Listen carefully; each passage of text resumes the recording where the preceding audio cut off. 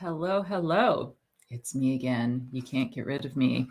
Well, mostly it's just hard to stop routing the circuit board once you've started routing because there are all those unfinished traces that just keep whispering to you.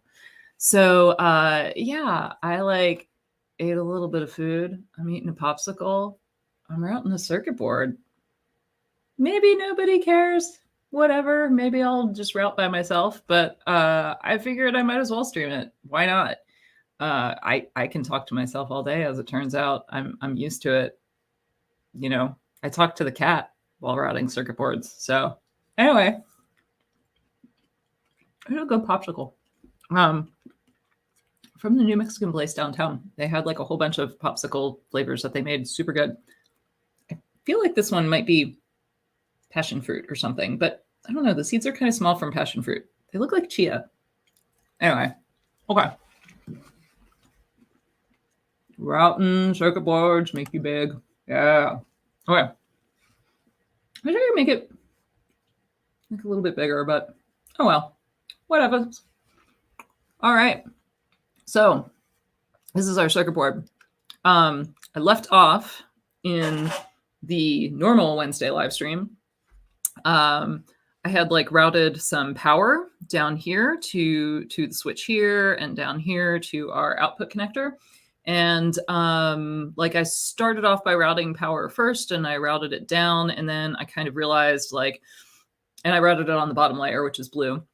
And I was like, oh, those traces are kind of like blocking a whole bunch of stuff. We kind of want like this area to be more horizontal in nature. So I moved them to the top layer, which is red. And as you can see, that really opened up a whole bunch of stuff. Well, a whole bunch of room so that we can now like get more signals in and out of this switch here over to the programming connector here and down here to the the output. So I'm just gonna route more. I'm still gonna eat my popsicle. I don't care if that's rude. All right. I might even talk with my mouth full. So we've routed power down there. That's all cool. I might also, VBAT right there also goes to these two LEDs. I haven't decided yet whether I'm going to pull this over on the bottom layer horizontally and break my little kind of more or less vertical rule. Well, actually, I guess the bottom layer is horizontal. So yeah, I haven't decided whether or not I'm going to continue with the horizontal there, or if I'm going to go to the top layer and do the top layer horizontally over here. As I said, I am not fully committed to layer priorities for boards like this, especially with only two layers. Some sections lend themselves to like more vertical routing, some sections to more horizontal routing. As long as you can like successfully navigate between those sections, you generally won't like put yourself into a corner. So yeah, anyway.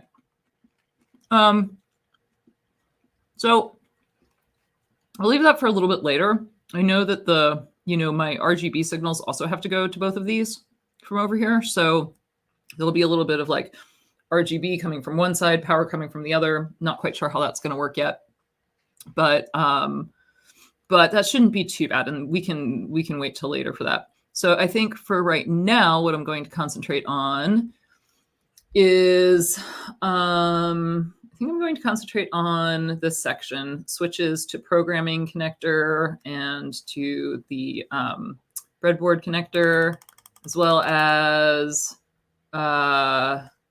maybe switch to the processor here. Now that part's going to be a little interesting. We'll probably have to break up that a little bit. Oh, it's cold. Newsflash, popsicles are cold. All right. So let's see. We have PB1. That's the only one going up here. PB0, that's the only one going up there. Okay, that's good. So we have two that kind of need to come up And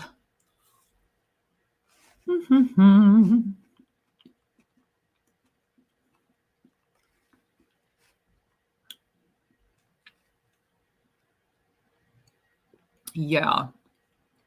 So we might want to get those to the top layer. I'm also kind of thinking about this via right now. Who's in the middle of her face, which may or may not be an issue. It could be that, could be that we'll successfully, cover that area in copper and in silk, and that the hole will be small enough that it won't show through. But I would kind of like to try to keep vias out of that space. So I think I'm going to try grabbing this and moving that down like that. It's going to box in this area a little bit because we'll have to, anything that needs a via will have to be here before it can go up and escape that area. But that might not be a big deal. The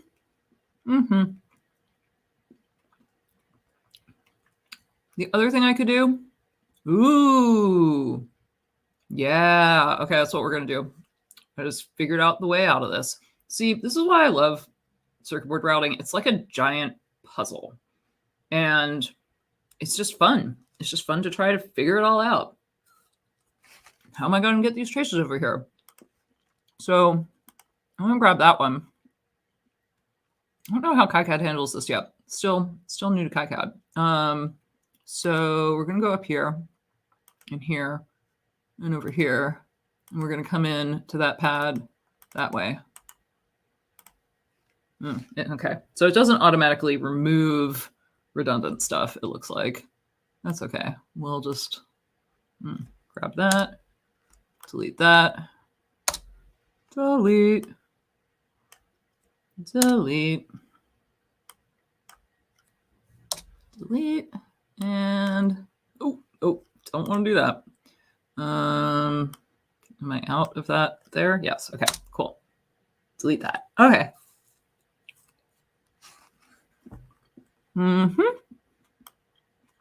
So now, oh yeah. Haha, this is perfect. I love it. Okay.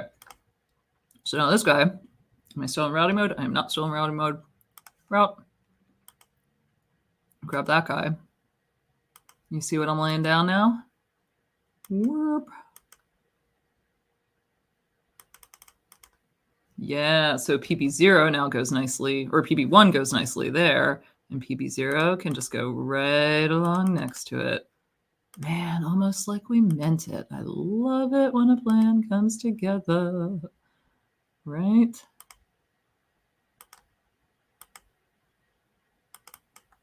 Dude, that's rad. Oh, God, that's not rad. What the hell just happened? Ah, okay, cool. Whew. Okay.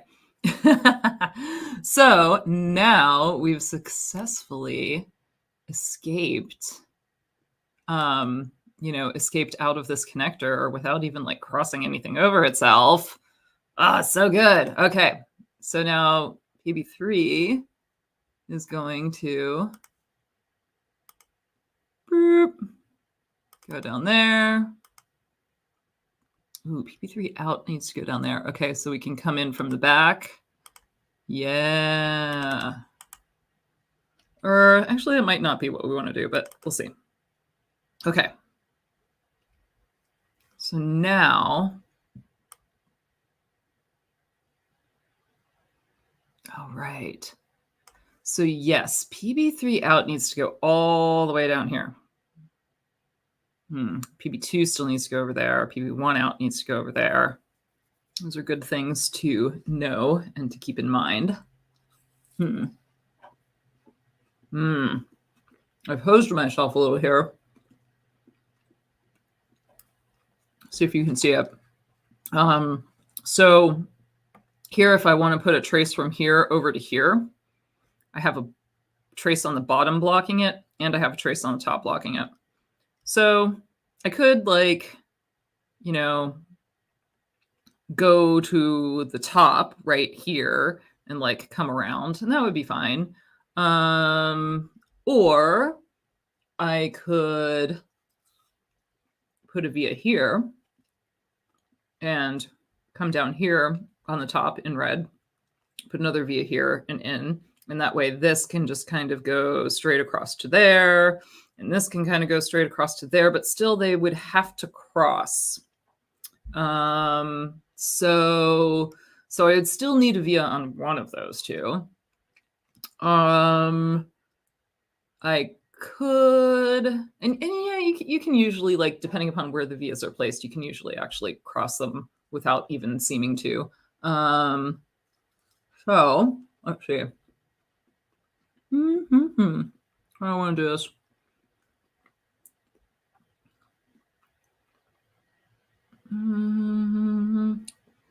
I think I might want to be. I think I'm gonna. I'll try to be good. I'll try to keep our layer priority and see how that goes. Okay, so layer priority up and down is red, vertical. So what I'm going to do is delete those two, and then grab this. Maybe, I don't know if I can I just route off of that? No. Can I just like stick a via there by pressing V?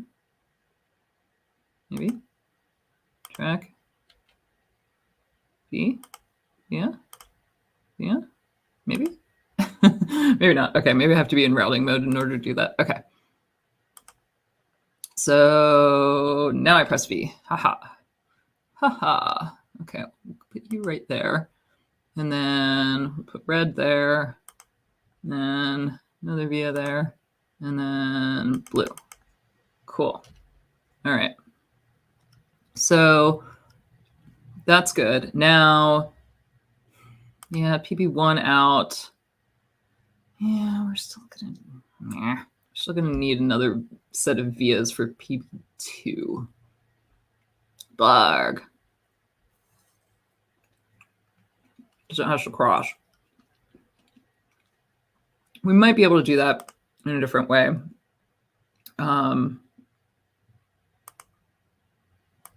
We might have been able to do that in a different way without necessarily putting another set of vias in if we had kind of switched our layer priority, and maybe if the red ended up there and this was more up and down, then we could have gone over one with just one set of vias in red instead of two. But like, I'm not going to overthink it too much.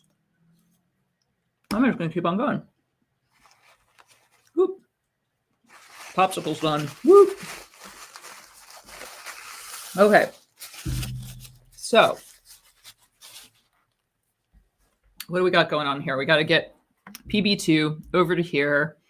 Now we've got like blue wires already there, or, blue track's already there, red track's already there. We only got 2 layers. So let us see how this is going to go.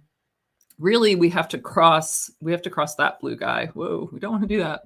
It'll automatically try to find crazy solutions to this kind of a thing. And that's fine, but we don't need anything too crazy because it's really not that, difficult of a board. So, yeah, the other issue is that sometimes with like, these horizontal traces like we have going on right now, and with 45-degree traces, you end up like messing up your layer priority even when you're trying to keep it like we just have. But that's all right. Oh, not quite done yet. Okay, there we go. So, and in order just to make this like a little bit neater, I'm gonna move this down like that. And I'm just gonna move like this down a little bit. And then this guy down. And this is just like you know, this is just kind of OCD tweaking. I just wanted my trace to kind of be straight and then go down. I didn't want it to go down and then up and then down again because it's silly. Totally silly. All right. So now we have this all routed except for ground and PB3 out. So let's look at that. I think I'm going to leave PB3 out for right now because I have a feeling we're just going to end up putting it down to the top layer and putting it down like that. So I'm going to try to get these other traces horizontally over here without too many shenanigans, hopefully. So let's see, we have TPI data, which kind of comes up and then it's up in the middle. And and then we have, so we could put this like kind of around and through there.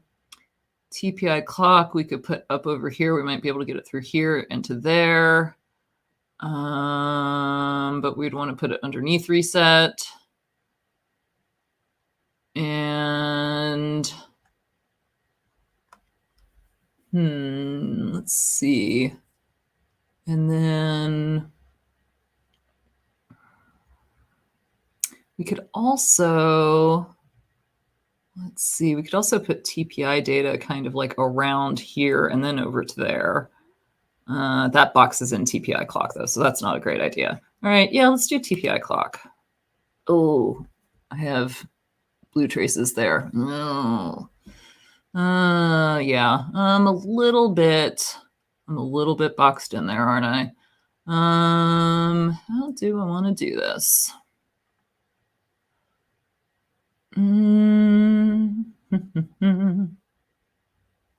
Okay.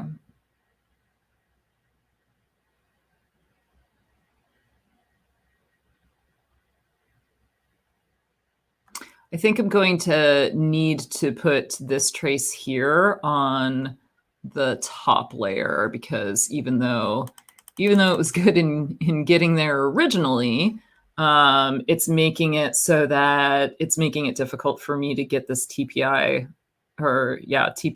clock signal out. So I think that the better part of Valor is to kind of redo this trace right here. So we shall do that right now. Come on, select. Thank you. And then select these guys. Oh, nope, that's not what I wanted to do. There we go. Let's do that. And nope, that. Okay. So let's see, we'll route via. And we'll go up here. I don't think we'll need to really break out TPI clock, so I think that'll be okay. And then we'll just do that. Go over here, via, and then meet up with ourselves. And now we will get rid of our extra traces. It's interesting, like I'm kind of used to automatic trace cleanup being a thing, which usually does what you want it to do. Sometimes it doesn't. But yeah, it's interesting having to like clean up your own redundant traces. Cool. Let's see, can I select that? No. Page up. I'm just doing that. Why? Because I don't know. I just like my entrances to be not at acute angles, if I can help it. Cool. So, all right. So now this gives us room to break out TPI clock. And we'll do that. Like that. And now we'll go above reset. Squeeze out between those pads.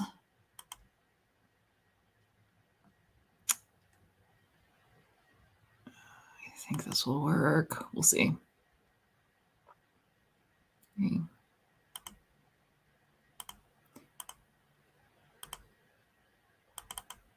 All right. So now if we do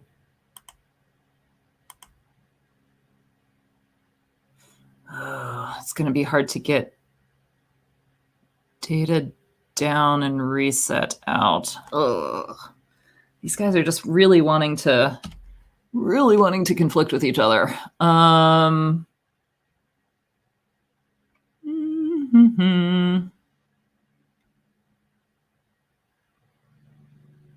know what we'll do.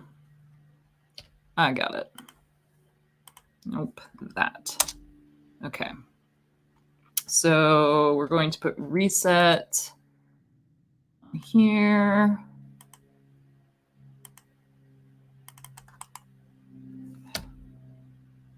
Cool.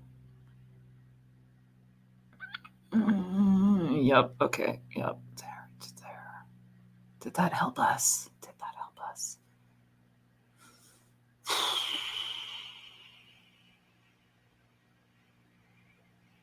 Might be able to get 2 signals through one of those breaks. That's starting to get a little squished onto my pads though. But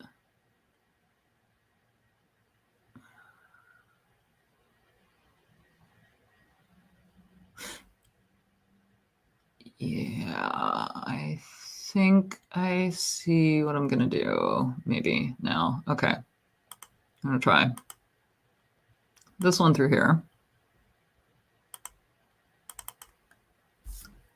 Okay, and then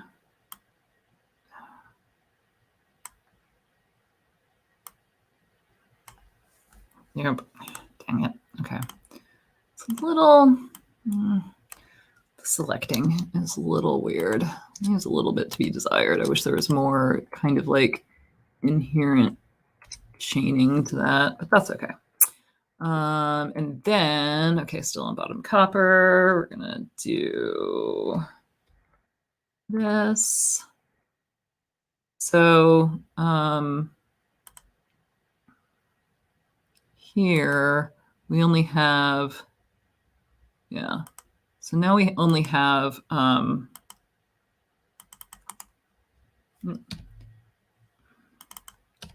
okay, so now here is where we have like the 2 signals kind of running close to each other, and they're not both very close throughout this whole area, which, you know, we might actually, you know, which is actually something that people will hand solder on if they want to put the programming connector on. So that's why I kind of didn't want to put too much stuff in between those pins, because I expect that those pins that these pads will actually be hand soldered, which means that it's just more likely to like scrape away solder paste or solder mask and stuff like that. And therefore it could be easier to like damage those traces or short them or something like that.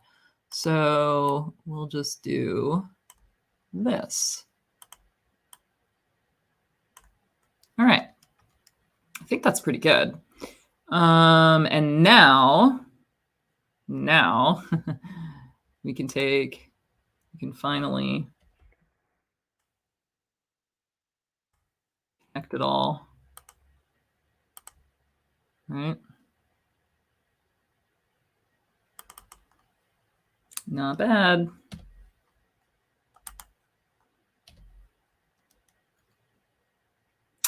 I think I'm going to just do that. Cool. Awesome.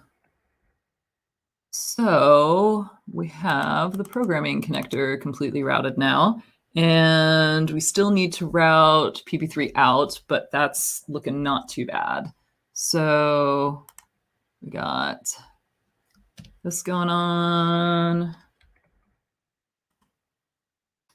and we'll drop a via there, and we'll just like probably move that a little bit, but we'll just go around there and in. So I'm just gonna, nice. Oh, that's nice that that's a nice way that it handled that 45 degrees. I'm very happy with that. Thank you, KiCad, for being lovely in dragging trace regard. There, that just makes that a little cleaner. Okay, so what else? Grounds we'll do later. We'll rely on ground pores and stuff for that. I'm pretty happy with that now, I have to say. Not too bad. And let's see. So that's just ground. This is like a little LED net. And let's see.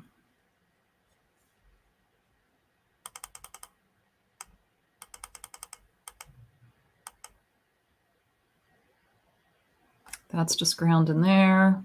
See, this is why it's nice. It would be really nice to be able to turn off ground in the rat's nest. I did not look up how to do that, or if you could do that yet. So we'll route green. And we'll route red.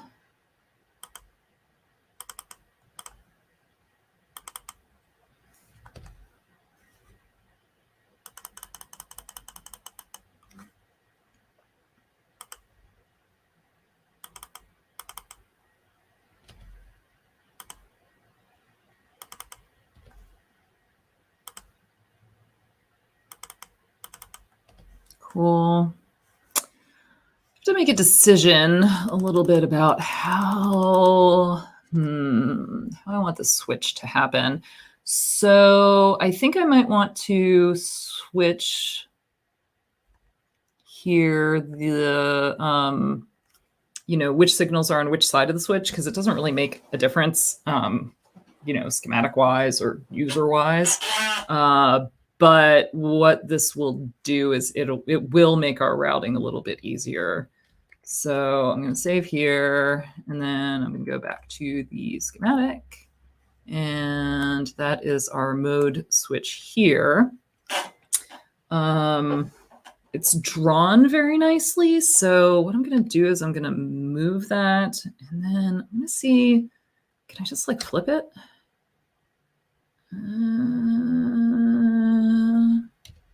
Can I mirror this component? Orientation. Aha, yes, mirror around horizontal axis. Perfect. Cool. So now I'm going to put it back, and I'm going to I just want to move this reference designator back up. There we go. And save that. Back to layout. And then update PCB from schematic. Hopefully all of our shit is still good. Close. Yay, now they're switched. Okay. So put that resistor up there. Nice. So now I think that this should route much better. Let's see.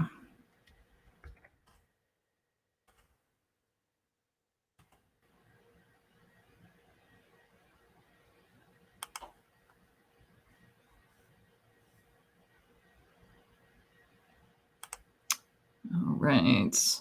I'm just kind of leaving room for that other trace there. Let's see how that's going in. All right. Cool. Now this guy, yeah, so this guy is pretty much in parallel.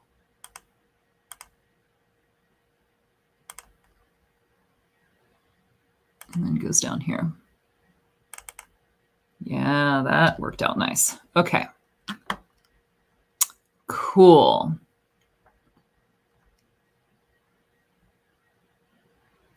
So this guy does need to get out.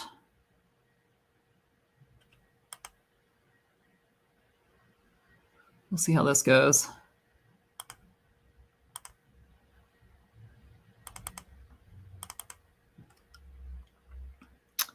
And then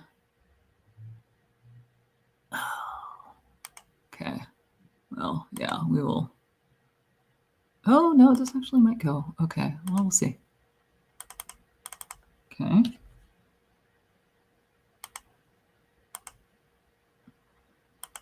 Yes, I could have gone around the other side of that.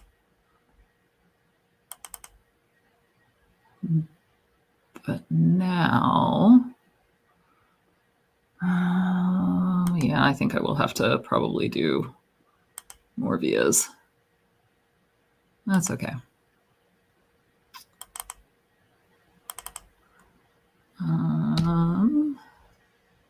That one goes there.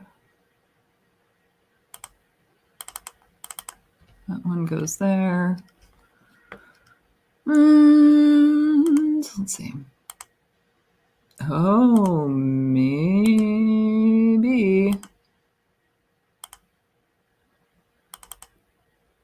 That's pretty good. Okay, and then VBAT. Let's do it. We could totally do it. Okay. All right. I think to keep. Oh. Okay, I see something. All right. Going to get out of there.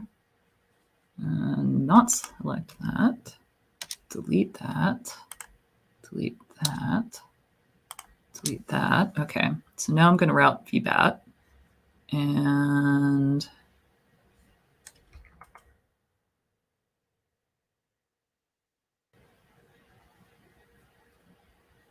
okay.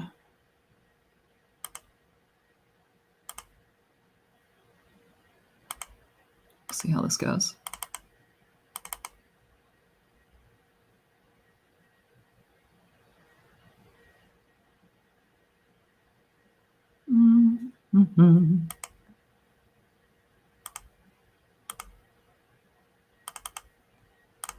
Okay. So that's going there. Yeah, okay, this isn't terrible. Yeah, actually, I think I see the way in the light. I'm gonna do that. I'm gonna do that. Move you down here a little.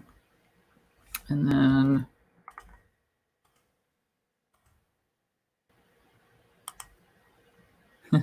not bad, eh?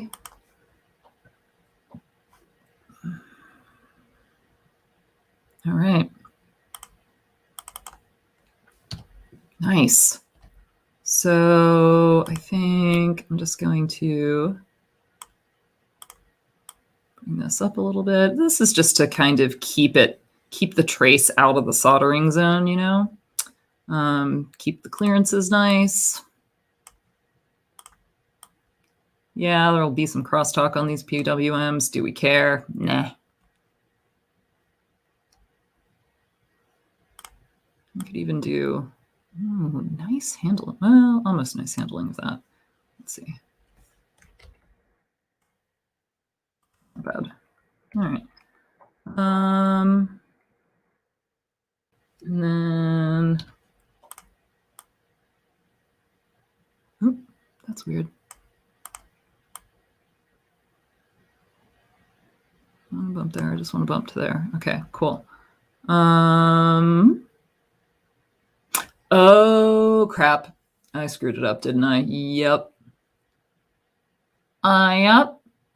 Okay, so I lost sight of the design for a second. So we can't have traces in this area because this is where like the LED is going to be shining through the circuit board in that area, right? So we have to keep the traces coming in from the back of the LED. So we are going to make some room for us to do that and add some more vias. So I'm just going to do that. We're just going to do that. Kaget handles that rather well. I'm impressed with that.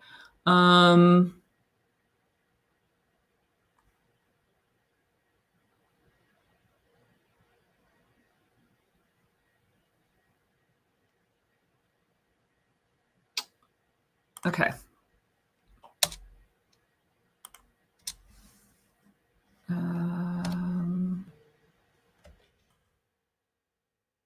Yeah.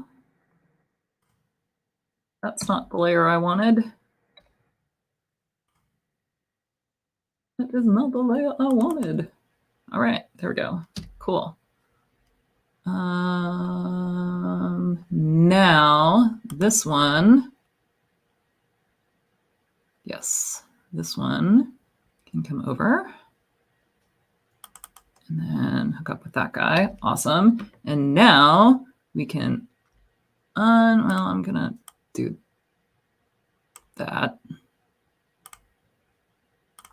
Oop. Yeah, just broke into 1,000 pieces, didn't it? Yeah, it's gonna be a little hard now. So I'm going to maybe select this part here and get rid of those.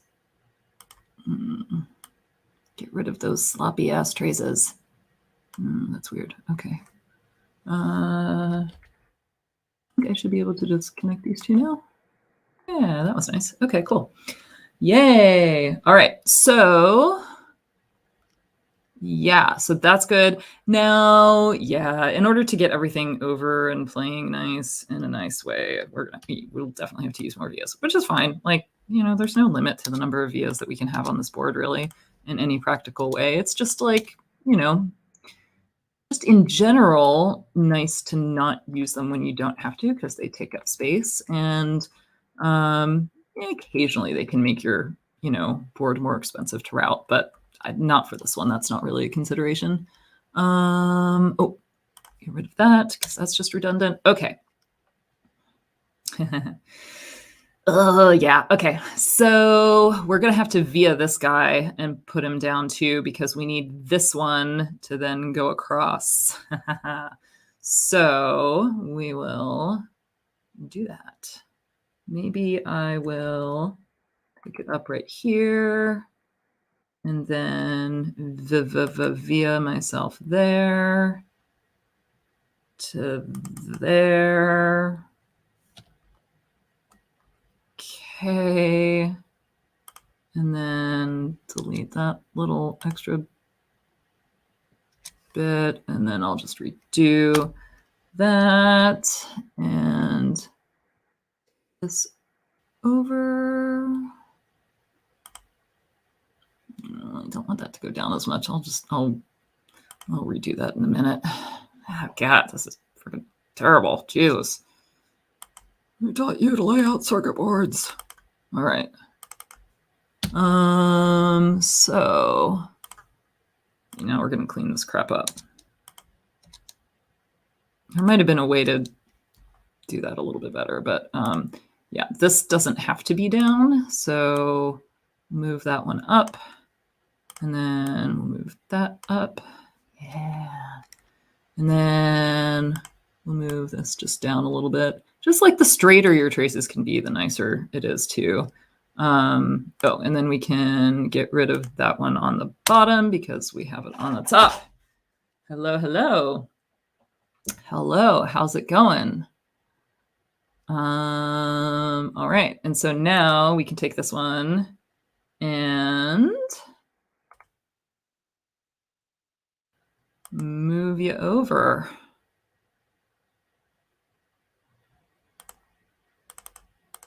Cool. I do wish it would have an auto cleanup. That would be nice. It might. I'm not very familiar with this program yet. Okay.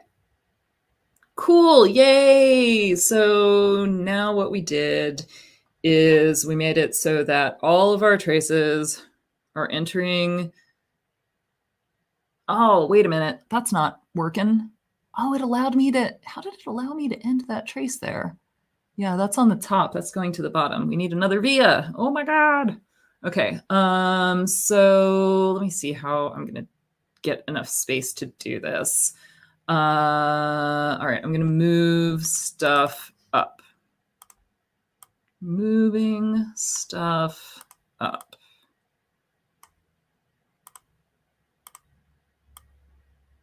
Yeah, okay, cool. And so I'm also going to move this up. Will this drag all my traces? Ooh, nice. Okay, cool. And I'll move this one out of the way a little bit too. Yes, so now I'm going to move. I want to do this. I think I might just kind of like, yeah, delete and redo a little bit.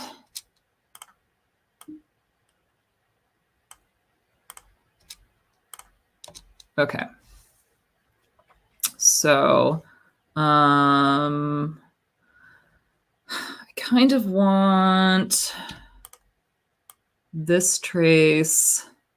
I want this trace higher so that I have room to, oh, didn't mean to do that. Come back here, thank you. So that I have now room to put those two vias in. And we're just gonna do this for right now. And delete those guys, cool. So now, yeah, delete that, okay. Page up, routing again, Shift Z. All right. So now we need a via here because our LED is on the bottom layer. So we have to enter it there as well. Okay. And now we're going to do the same sort of thing with this guy. Put that down, via, and in from the bottom layer. Excellent. And now, now we can finally, we can even like kind of come in like that if we wanted to. And then kind of go over here. Ooh, it did auto kind of clean that. That's nice. Okay, cool. Yeah. So there we go. Now that looks like it should. Okay, so what I had to do is I had to remove, I had some traces over here. I had to remove them from this area because that's where the LED lens is, and it's going to be shining through the board in that area. So there cannot be any copper here. It has to be clear of copper, and it will also be clear of solder mask. So yes. Oh yeah, that's going to be interesting. We might have to, yeah, we might have to move those around a little bit, but we'll do that later. Just in order to get like a full circle on the irises, they might be like, this is where I placed them when I had the hole cut last time, but now we want to do a ring instead of a hole in the middle so that it's more like iris color instead of like pupil color. So that might mean that I actually need to move those LEDs up a little bit in order to get the color in the full ring. Yeah, SVG to Shenzhen. I've heard about that. I haven't used it yet. I'm not great at Inkscape. So, but yes, it is definitely on my list to check out for sure. I just used the normal like bitmap importer for this board. I can show you the silk. It's a little bit of an homage to Ruth Bader Ginsburg there. So yeah, that's the silk on the board. This is just an extra outline that I have for reference right now. But yeah, I'm excited about how this is going to turn out. I think it's going to be good. So I have another battery connection to make. I'll make it, I don't want to make it too close to the battery there. Okay, cool. Oh, I'm glad you like it. It's kind of interesting. It's interesting that this footprint, so this is a stock one that I used when I've created this footprint in other programs. I've basically made these, I've indicated that these pads are like jumpered together as part of the component because it's a battery holder. So it's one piece of metal that like goes over the whole top. So therefore, in reality, once this is assembled, once this battery holder is soldered in, this half of VBAT will actually be connected to this half of VBAT. It's just that the program doesn't quite know this. So it's still showing that I actually need to connect these halves when I really actually don't. So yeah, that's interesting. I'll have to like look up and see if there's a way of indicating that two pads are jumpered together in the footprint so that doesn't that doesn't still show up. So, still got a little trace there. Do that. I think that's everything except ground. Looking like it. Cool. I can remove a number from one pad. I'll have to, yeah, I'm not exactly sure how that works. I haven't done that because I like both of them do need to sort of basically be considered the source of VBAT. So, like, yeah, I guess I could just like remove it from this one and attach this. I mean, I could still just like attach this over to here if I wanted to. It would just kind of be redundant, which is irksome. So yeah, like I could pretend that that's just like floating and unconnected and attach this over to there. And then that would probably be good too. But it would be nice to basically be able to take VBAT from both of those and like have it understand that they are in fact connected.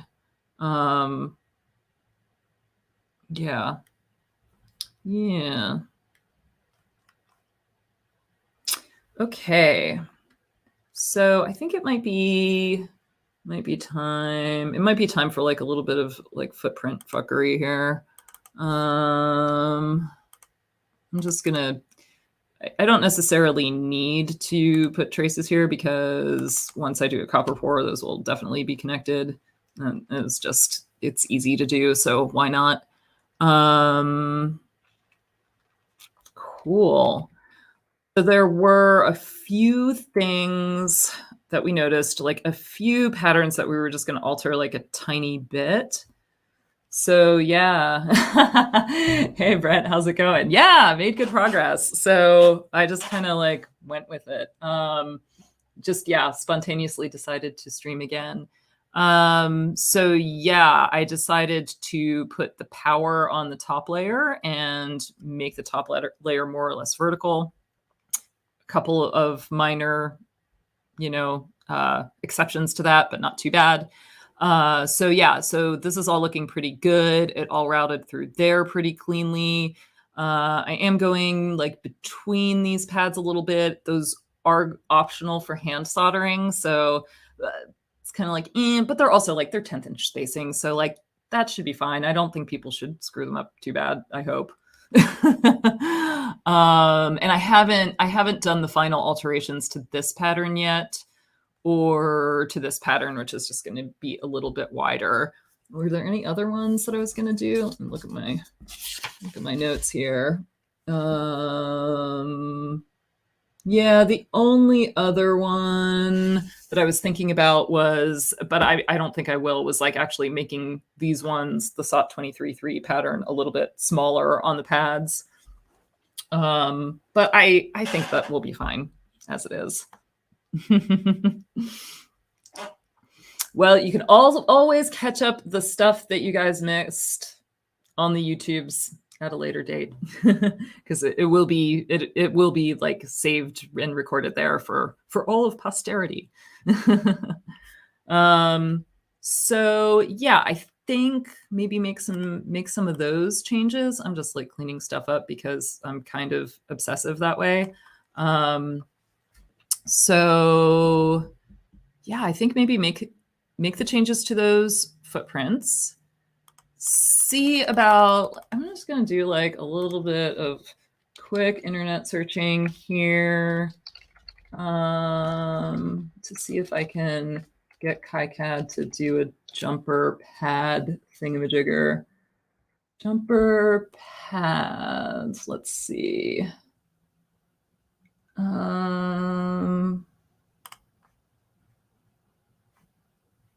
Looking at, oh no, that's not the right kind of jumper pads.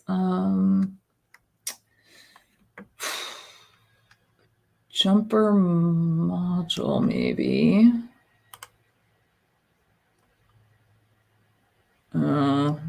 No, they're talking about like physical components that are jumpers, which is not really what I want.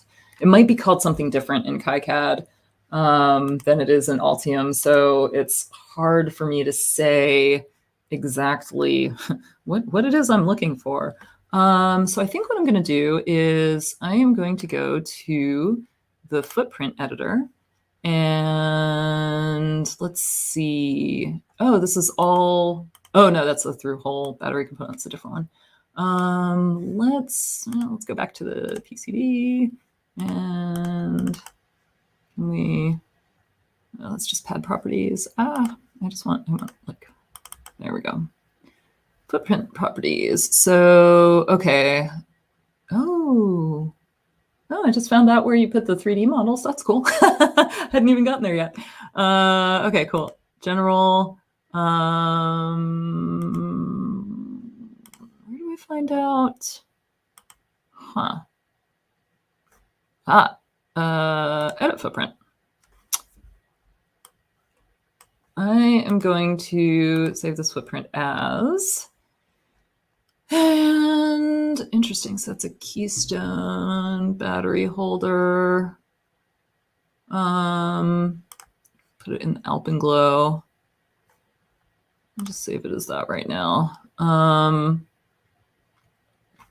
So what I want to do,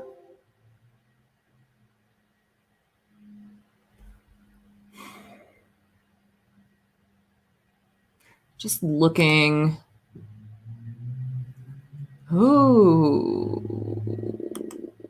what does that do?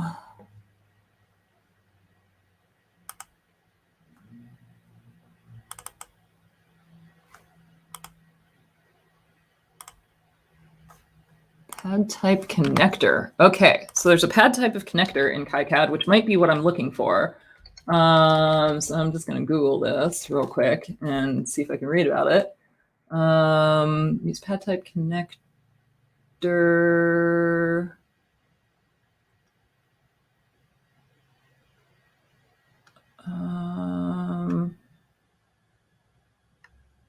Oh, this is not what I want. It's like for edge connectors. It's for fingers. So actually, so things that it's pads that you don't want solder paste on, that like are surface mount looking, but you don't want solder paste on.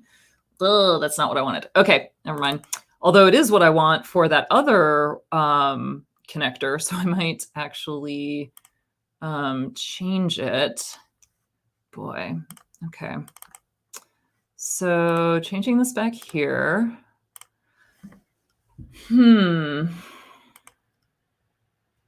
Yeah, that might be, I don't know, this might be something to save for last.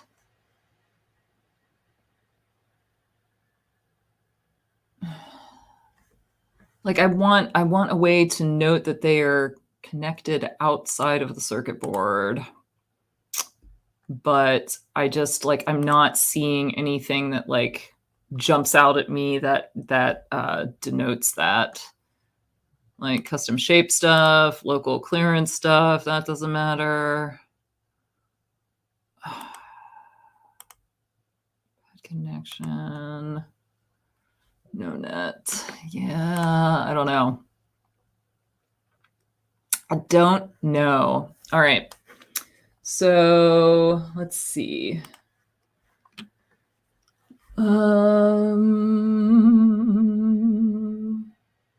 Yeah. Yep, I agree. Either remove it or give it number 3. Yeah, I don't like, none of those are quite what I'm looking for. They don't entirely solve the problem, but yeah, Brent, it would help to hear how Eagle does it. I mean, in Altium, I would denote that pad as like a jumper type of pad, and then as long as I gave that pad the same number as another pad, it would consider those two pads jumpered together external to the circuit board. So that's how I'm used to seeing this done. But yeah, I would love to hear how Eagle does it, just in case it's a little similar. Yeah, so I do, though, have some component. I do have one component. Where are we? This one. Oh, no, discard changes. I don't care. So this one actually is going to be on the edge. I don't want it to have solder paste on it because it's like an optional thing that people can hand solder if they want to. So I think I actually will, for this one, change these to the connector type of pad because I think that basically means that it just won't have solder paste on and it'll be sort of treated like an edge connector. I think I can now do the push pad properties thing. Do not modify pads having a different shape. So now I think I can change all the pads. And then this one, oh, no. It still says SMD. Does this still say SMD? No, that says connector. Oh, weird. It didn't push the connector property. Huh. All right. Well, I guess I have to go through every single one. I don't like that KiCad does not have like a group edit function. That shit's kind of driving me crazy. But whatever. Let's see. One more. All right. Let's save this. Goodbye. It was nice to have you. Thanks for coming. Thanks for giving me your input. That's helpful. So yeah. Now I should be able to I should be able to update the PCB from the footprint, I do believe. Let's see, where are we? Going back here. And tools, update footprints from library. I'm going to save first. Save, be safe. Safe, be safe. See how that goes. Oh, cool. I can just check which footprint. I'm just going to do J2.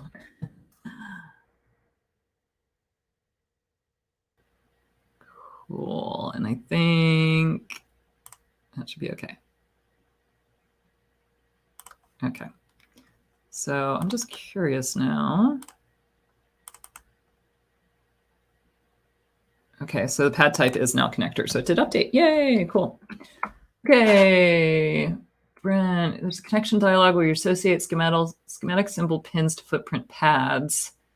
In that dialog, there's a connect button, but also an append button to add an existing connection. Interesting. So from what like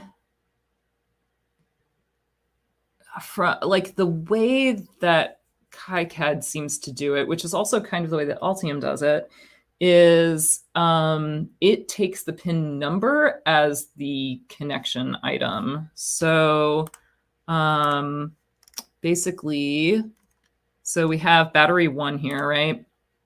And battery 1 has 2 pins. It has pin 1 here, and then it has pin 2 here. So pin 1 is connected to VBAT, pin 2 is connected to ground. And now in the footprint editor, go over to here. Now we technically have 3 pads, right? But since both of these are labeled pad 1, that means they're both connected to VBAT. The problem is how that's interpreted is like they both should be connected to VBAT. It doesn't interpret that as meaning that they are internally connected to VBAT. So basically, like, if this was the only component on the board, I would have to connect these two together in order for the rat's nest connection to go away and in order for it to not pop up with a DRC error. And that's kind of what's happening now, is that, unless I'm missing something, which could be, So I have like routed the entire VBAT net, except I have not connected this side of VBAT to this side of VBAT, which I should not technically have to do because they are connected by the component itself. However, and you know, I don't like making loops if I can help it, right? It's just it's not a good practice. It probably doesn't matter in this case, but I feel like there should be some way of me saying like, no, I don't have to connect them on the board because they're internally connected. Like, yeah. I don't know. I might have to like look into that one a bit more.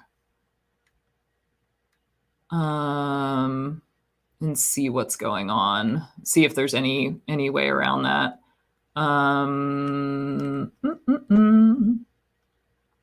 Okay, so this one we were going to modify as well. Let's go back to our library editor. So this one.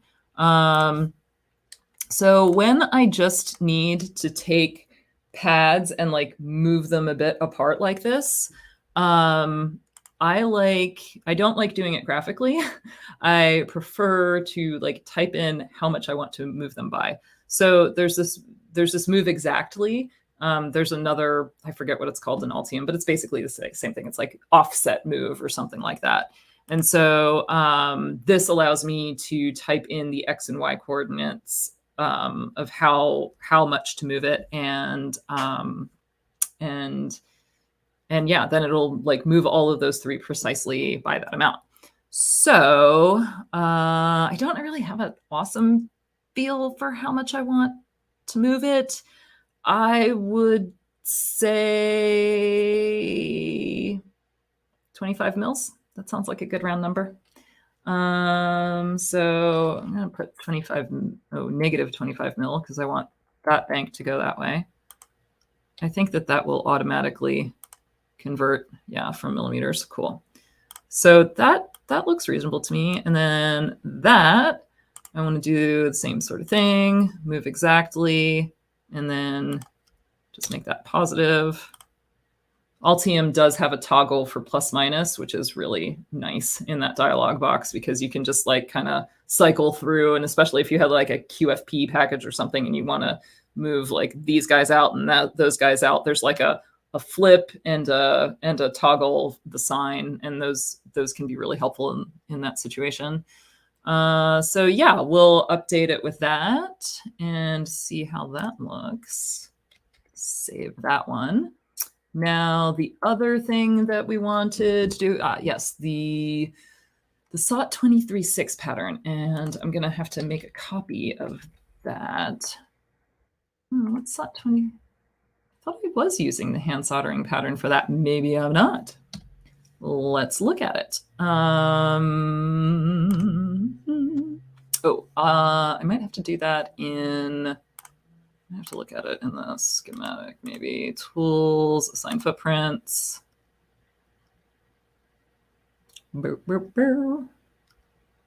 Waiting.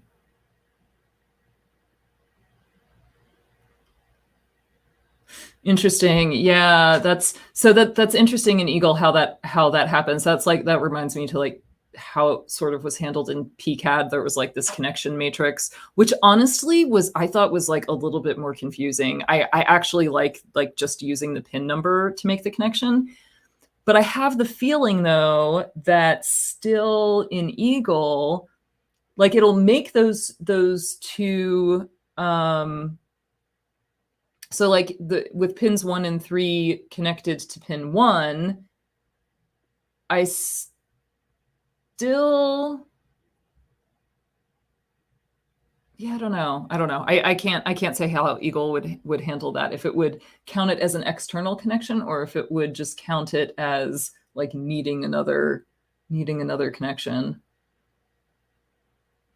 as just being tied to the same net, but still both needing to be tied to that net. Interesting. So let's see. Oh, weird. Okay. Yeah, it definitely had this problem with for some reason it like lost the link to the Alpenglow library, and I don't quite understand why. So I'm gonna like reestablish these links. That is super weird. It was, I mean, these aren't even in the Alpenglow library, I don't think. So it's very strange. Okay, AVR ISP Mark II. Not sure what's going on here. Or AVR ISP, I mean, connector is this. No, not that guy. It's that guy. Okay. Breakout connector is this guy. And switch is that guy. And those two LEDs are like something else. Where are they? Let's see. LED footprints. No, that's not working. Let's see. I think it was in LED SMD. And oh, it was one of the King Brights. This one, I think. Yeah, okay. So these two are going to that. And okay, and now SOT 23.6, I want to be the hand soldering one. That one. Okay. All right. Hopefully that doesn't screw anything up. Let's look at this. Let's update PCB from schematic. I don't want to keep the existing footprint associations, so let's reassociate them. And some of the footprint associations, then we'll update the footprints. So let's see, what does it say? So it's processing shit, changed U1 footprint. Okay, I think that's fine. It doesn't seem to be deleting anything. Changes applied. We're still there. Nope, we still got that. Okay, cool. Sweet. So those seem to be good. Ooh, this looks a little, yeah, that definitely looks wider. Cool. I think that'll be good. Oh, that's interesting. That's weird. I don't want that to quite be like that. So I'm going to make this a little rounder there. Delete that. Okay. What else? What else? I'm just gonna move that down there a little bit too. There we go. Okay. Cool. So that is looking good. That looks good. That looks good. That looks good. I'm going to just do that. And cool. I'm just going to move this up here because it just makes it a little bit straighter. If I can actually, there we go.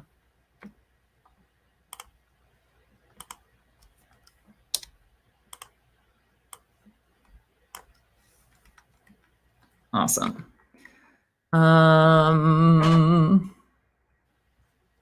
Cool. So now I think what I'm going to do is, and now this doesn't, these patterns are symmetrical, so it should be fine. I feel like I'm kind of feeling like, was this one actually updated?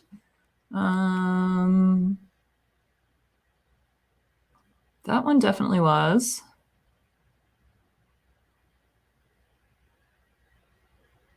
Let's see.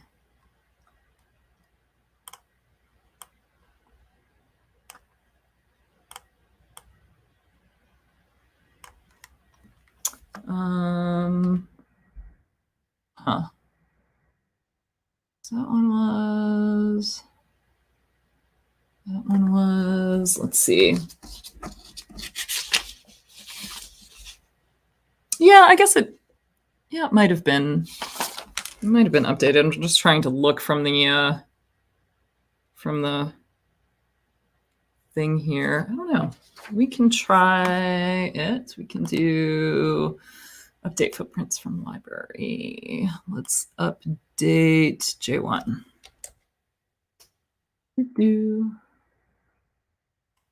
Aha, it did not update it before. Okay, I was gonna say that looks like the same pitch. So that's looking pretty good. I am going to grab this guy. I'm just like looking if there's a better way that I want to handle it than putting it around the edge of the board. I sometimes don't like having traces too close to the edge of the board because, you know, sometimes they can get damaged, especially with breaking them apart or whatever. But, you know, I think it's not, I think in this case, it's probably just going to be fine. It was a little tricky to route in here unless I want to do like more vias around the other side. I'm really not going to be able to, you know, do much about it. So, oh, and then there, maybe, okay. And then delete redundant traces. Okay. So that is probably,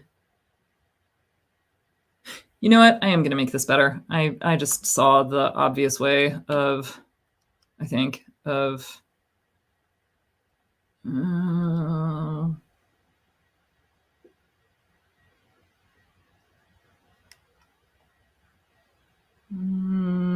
only solves half of my problem. Are we overthinking it? We're totally overthinking it. That's okay. We like our boards to be pretty. And, you know, reliable. Reliability is nice too. So I think what I'm going to do is, let's see, the TPI data comes down there. So let's see. Yeah. And yeah. Okay. I'm going to do that a little bit. And this, just a smidge. Okay, so now what we're going to do is up here, put a via there. Sorry, put a via there. Hey, you didn't keep routing. And then we'll do this, pop a via there, go in there. Cool. And then, yeah, I guess actually we might as well just keep going from here on the top layer. And then we can put a via there. And then I haven't quite figured out when it ends it on me and when it doesn't. And then we can do that. Okay, so now what we can do is get rid. Hello, thank you. Of. Get rid of you. Thank you. There is a nice feature in Altium where if you sort of like break a track in the middle of a route, like the second one that you click on and delete, it starts this chaining effect. So like if I deleted this here, it would automatically select this one, this segment next. And I can just like keep hitting delete, delete, delete, delete, and it'll just like unwind. But I have control over like kind of what segments and how far it unwinds. That would be like a super great feature for KiCad.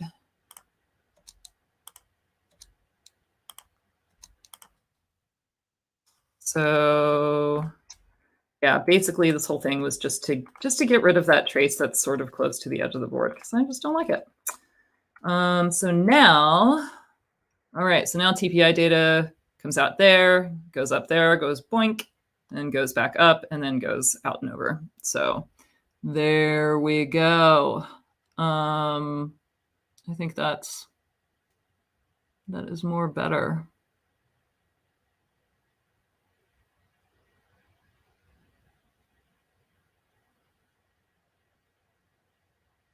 Might even be a way of even kind of better doing that, but that's okay. For right now, we're good. Let's see. So this guy is now fixed, which is nice. We don't have too many like vias and stuff too close to anything. Just making sure it's like relatively hand solder friendly, you know. Which I think it is. That's pretty good to me. Okay, now let's see. So we fixed those footprints. Still not quite sure how to handle this thing. I just want to kind of make sure right now that like the problem I think I'm having, I actually am having. So I just want to see like if I do that, yeah, then the connection goes away. Yeah.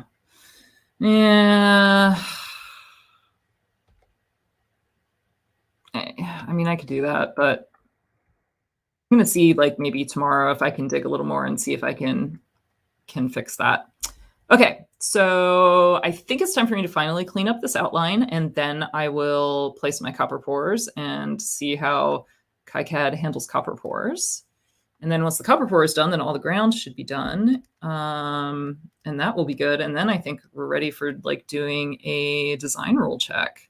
So that's kind of exciting.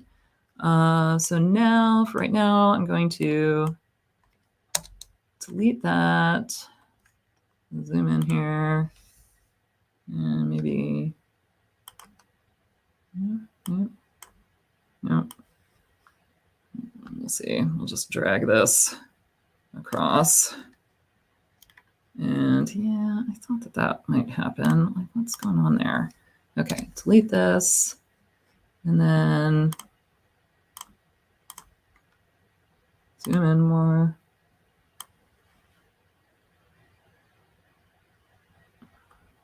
This is where the space mouse is nice. And then, okay, so that one's now correct. So connect this guy. There might be an easier way of doing this. I don't really know. It is important in a lot of programs, probably KiCad too, to make sure that all of your arcs and your lines, like everything that you present an actual closed profile, because sometimes then you'll get errors if you don't.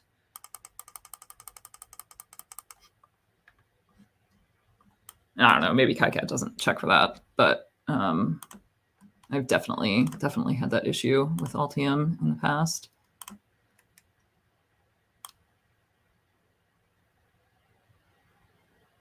There we go. And usually it gives you like a little target with a ring on it like that when you are perfectly in the right spot. Okay, so dragging that. There we go. Getting rid of you. Dragging that. Okay. And then should be the last one, I think. There we go. Boop. Cool.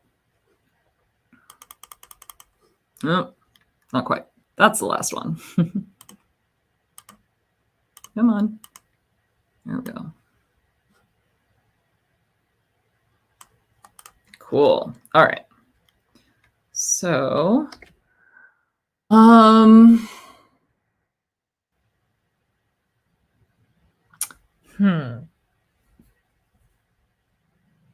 think I'm going to have pad components in my schematic for those the crown pads.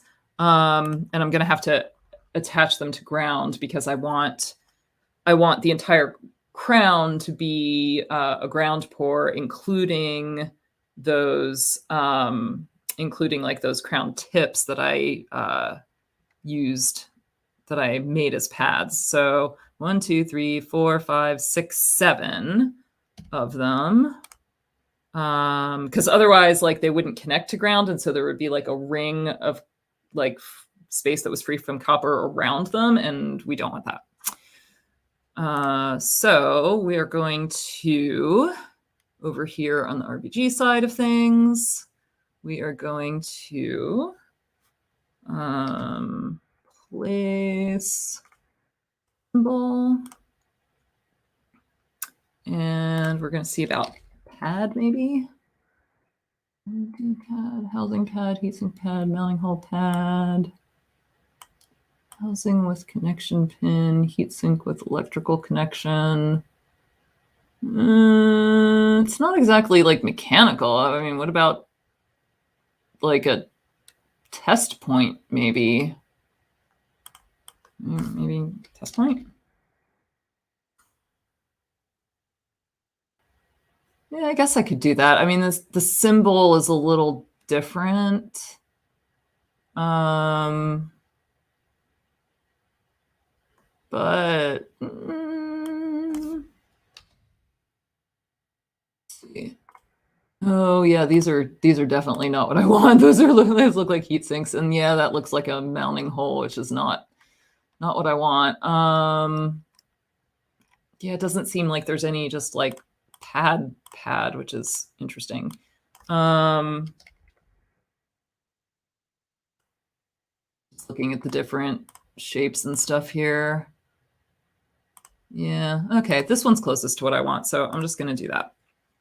And we'll rotate it that way.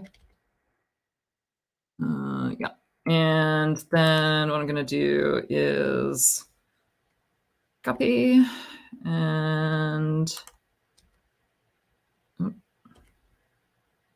just keep copying and pasting. There doesn't seem to be a way to like place multiples in KiCad, which I found interesting and weird and kind of annoying. 1, 2, 3. Oh, you know what I should have done? This is going to be annoying too. So we're going to delete all those. Go into properties. Oh. Yeah, so okay, I guess you can place multiples, but it's like a bunch of clicks, which is sort of annoying. So we'll do the symbol. Okay, symbol, properties, edit properties. I do not want to show that. Show the test point. Okay, and then I want to move this over to here. And now I will copy and keep pasting, because now it will copy all of the attributes and yeah, everything else. So I don't have to do that a million times. 1, 2, 3, 4, 5, 6, 7. Okay. And we will connect all of these to ground. Oh, interesting. Didn't let me do a little stub there. Oop.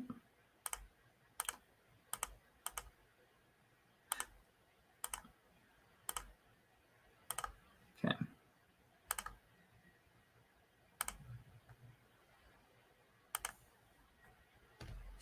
Yeah. All right. Well, we'll place the ground symbol first. We'll just copy this one and place it there. And then I think it's W wire. Yeah, cool. That's at least handy. So we'll do that, and then we will annotate them. Keep existing annotations. Whole schematic. Sure, go. Okay, great, close. 1, 2, 3, 4, 5, 6, 7. Great. So now, how am I gonna? Boy, how can I associate things I've already placed with a schematic symbol? Oh, I don't know if I could do that, huh? I assumed I could. Let's see. We will. Yeah, I can probably do this. probably do this. Might be a little manual and weird, but that's okay. We're going to assign footprints.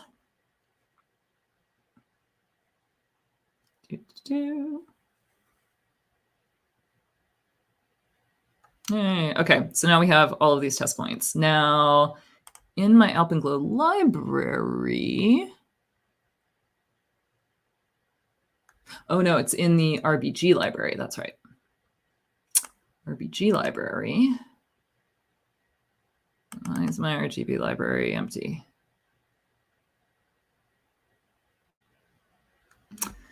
It is not empty.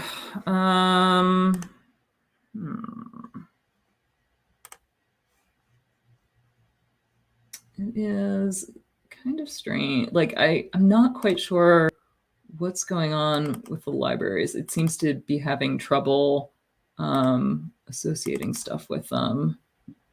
And I don't quite know, like keeping the associations, and I don't quite know why. Okay. Okay, no, libraries. Yeah, RBG, but pretty. Yeah, I got stuff there. Interesting.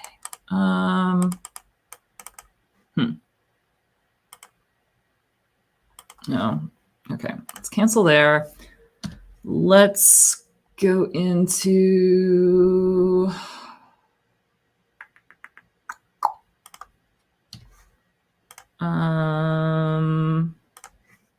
go into the footprint editor.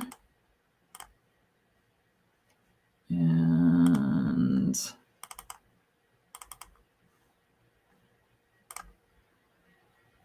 I'm just going to make this a project library since it doesn't need to be, these are the things that are very specific to this board.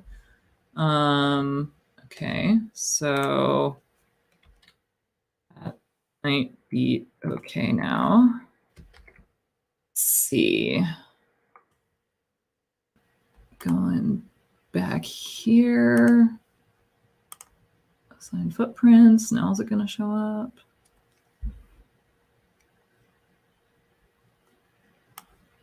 I should have called it Alpenglow RBG so it all shows up at the front.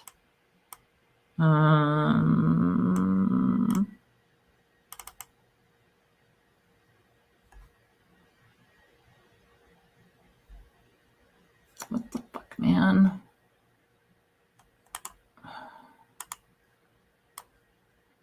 Don't understand. Don't seem to have any filtering going on.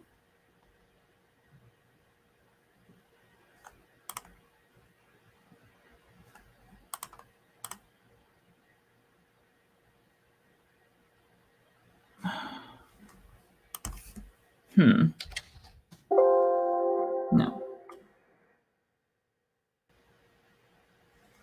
It's very strange. I wonder if I should like shut it down and reopen, or if that's going to just break everything again. Yeah, I feel like there's this weird cache thing going on that's like, let's see if there's,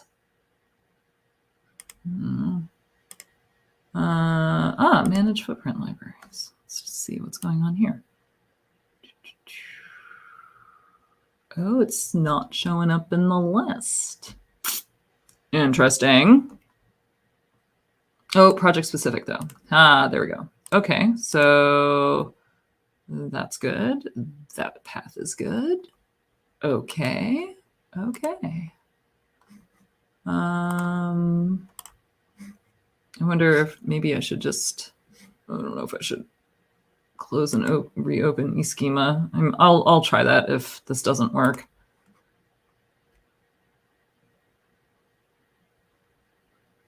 I might just be able to manually associate them in the PCB as well.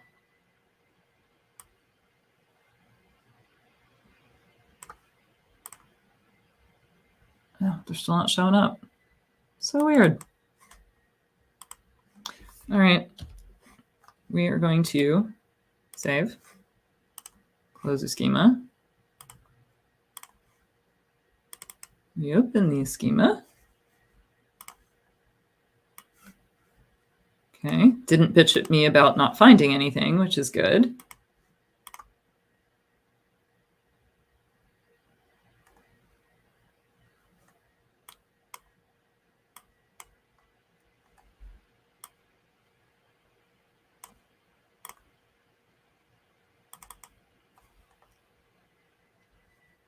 Still not showing up. It's so weird. Alpenglow footprints are showing up. Huh. Well, maybe I need to like just restart KiCad.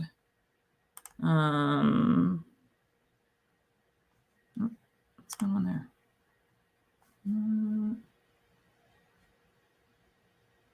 Why is that going to plot?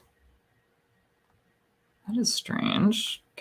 Where the heck is that dialog box hiding? Nope. Nope.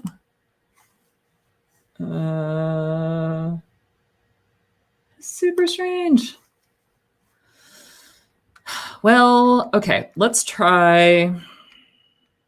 Yeah, I don't think I'm going to be able to.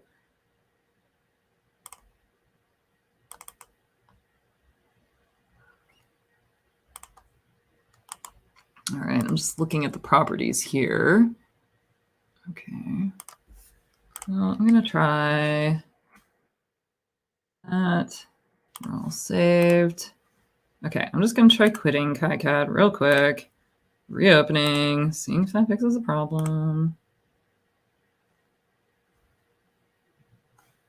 Right. Here, let's. Okay, now you're closed. Okay. Now you're back open. Okay.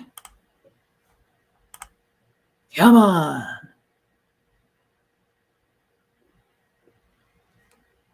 You can do it. Okay, you're all loaded.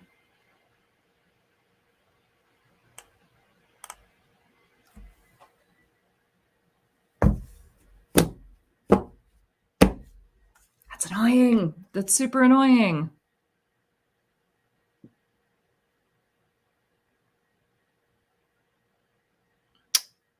I don't know why my footprints that are in that library are not showing up. I mean, yeah. Weird. All right. Well, maybe I will figure that out later. And we'll just go to, we'll still do the copper pores, even though it's probably going to be weird around the crown bits. That's okay. We'll at least get everything connected tonight. And that'll be a good stopping point, I think. For real this time. No more secret stream surprises. All right. So let's see. What we'll do is, so we got the outline all good. Cool. So I've not used the copper pourer tool yet. So we shall see how that happens. Add filled zones. That sort of seems maybe right. Add keep out areas. Add vias. I'm looking at different things just so I get an idea of the terminology, because in Altium, fills and copper pores are two different things. Copper pores being things that you can connect to nets. Fills are not. They are just like net-free things. So yeah, that's so interesting.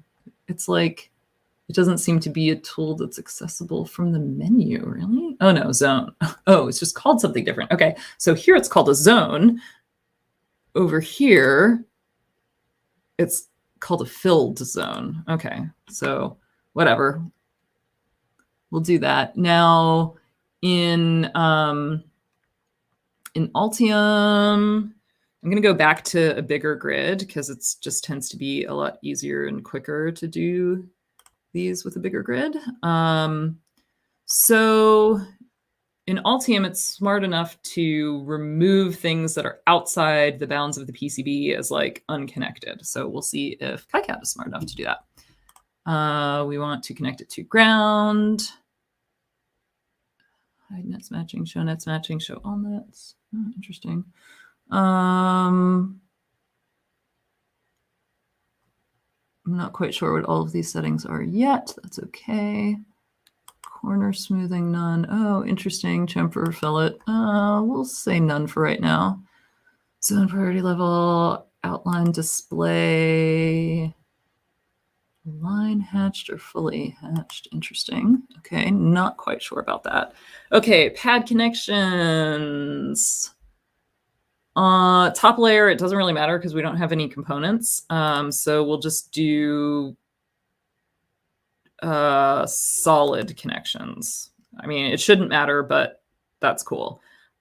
Spoked connections or thermal relief connections are good for they're both good for anything that you need to solder to, because it just helps the heat stay on the pad and conduct to the component and make a good solder joint. Then there's like a little bit of a moat, I guess, around the pad that is free of copper, except that there are these 4 little spokes that come out of it that then connect it to the wider plane around. And you'll see coming up when we do it for the bottom layer, because we'll have plenty of those connections for all of our little surface mount ground pads. So yeah, let's just see how this works. Am I supposed to drag? How does this work? Okay,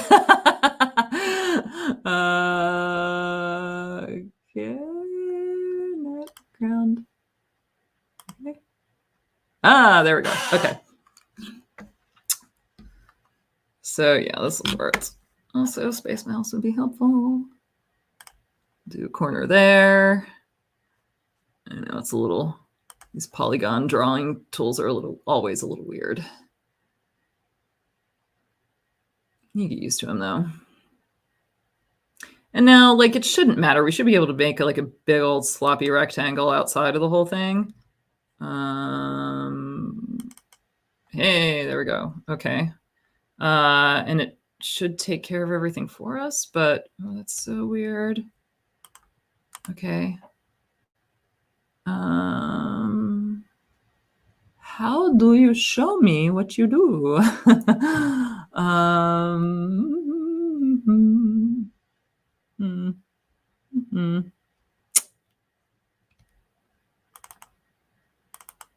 I guess that's what they mean by outline display hatched.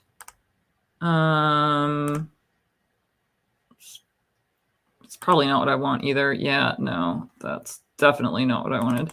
I don't want the outline display. I want the actual, like an actual filled in display is what I want. Come on. No, I can't select you.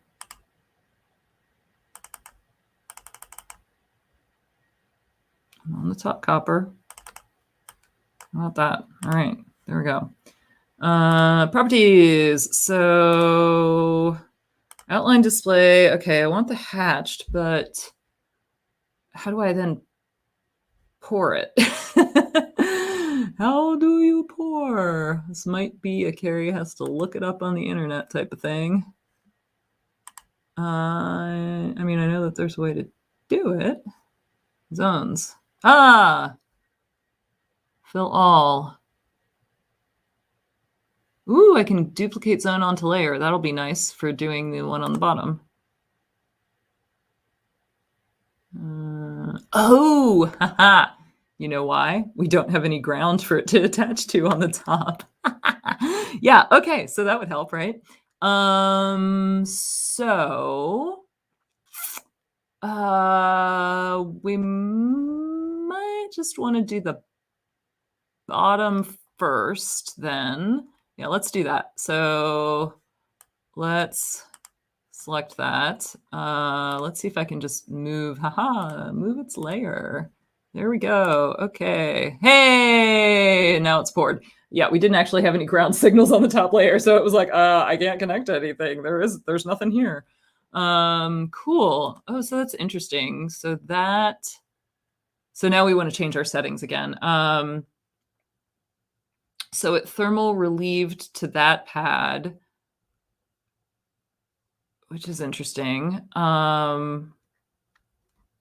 Okay. And then, okay, so it did thermal relief to a bunch of other pads too. Oh, interesting. I think it took my default trace width as the width of the thermal reliefs for ground. Maybe it's just kind of thick thermal reliefs. Cool. So that is looking relatively good. There's definitely some stuff I want to be changing. Aha, yes, the clearance for sure. We want the clearance for that to just be the same as it is as our normal clearance right now, which is 8 mils. Minimum width is 10 mils. Thermal spoke width. Let's do 10 mils for thermal spoke width. Thermal clearance, 20 mils. That looks good. We want pad connections to be thermal reliefs. That's good. Cool. Okay, let's try that. Oh, thermal spoke release must be greater than the minimum width. Oh, that's dumb. Why can't it be the same as the minimum width? Seriously? Okay. How about that then? All right. Hooray, cool. So yeah, actually the minimum width for that should be the same as like your minimum trace width, right? There's no reason that it shouldn't be. So that could actually go down to 8. Cool. Okay. And so now we can see it's actually filled in a lot more of these areas that it didn't before, which is good. I'm now looking at our unfilled areas and I'm like, okay, do we want to like change any of this stuff? Ooh, yeah, definitely. So we have ground here to our microprocessor definitely wants to be like a good kind of solid connection. So to the ground plane. So what we're going to do, since we're going to have a ground plane on the top and that's going to be pretty much like solid and unbroken, that's sort of going to be our main carrier.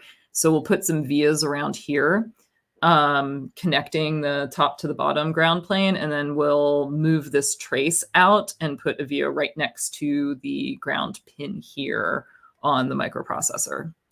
And that will be nice. It would be even nicer if it was unbroken to this capacitor, but that's okay. Oh,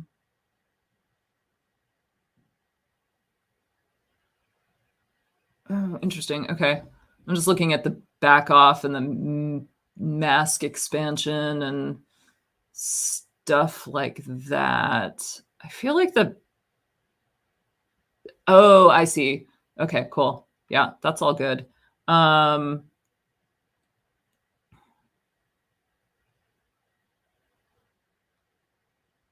Interesting how it radiused all of those corners. I'm not sure that I'm a super big fan of that. I don't think it really necessarily matters, but it's just a little strange. It's a little strange because it basically makes it so that so there's like a little bit of a gap between, there's always a little bit of a gap like around your pads. You want the solder mask opening generally to be just like a inch bigger than your pads. This might be like a little too much. We'll see. But you also don't want it to be so big that the solder mask opening also reveals the copper pore around your pads, right? Because then the whole point of solder mask is to mask off areas that should not be bridged, should not have solder on them. So you don't want to be able to accidentally like have too much solder on this pad and bridge over to your copper pore. So what this is doing right here is it's making it like this clearance between the solder mask, which is a square opening, and the fill, which is kind of for some weird reason like a rounded corner, because it's just keeping the same. It's just keeping the same, gap basically all the way around there, the same clearance. So, but it's making that like really small, and I don't like that. So yeah, I might change this pore's properties again a little bit. Corner smoothing none. I mean, I would think that corner smoothing none would mean corner smoothing none. Constrain outline to horizontal, vertical, and 45 degrees. Let's try that. I'll do that. I think I want the thermal clearance to be less. I want it to be 10 mils too. And we'll make the minimum width 8 mils because we're using, I think our minimum trace width is 8 mils. Okay. Hey, okay. No, it's still doing round shit in those corners. That is weird. Yeah, I'm not a fan of that. Yeah, super strange. Huh. That might be another thing that I'll need to just like look up. Yeah.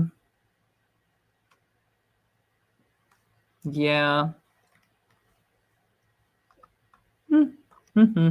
Oh, and we're also going to want to put a copper keep out here so that we do not get, because we don't want copper here because that's where our LED is going and shining through the circuit board, right?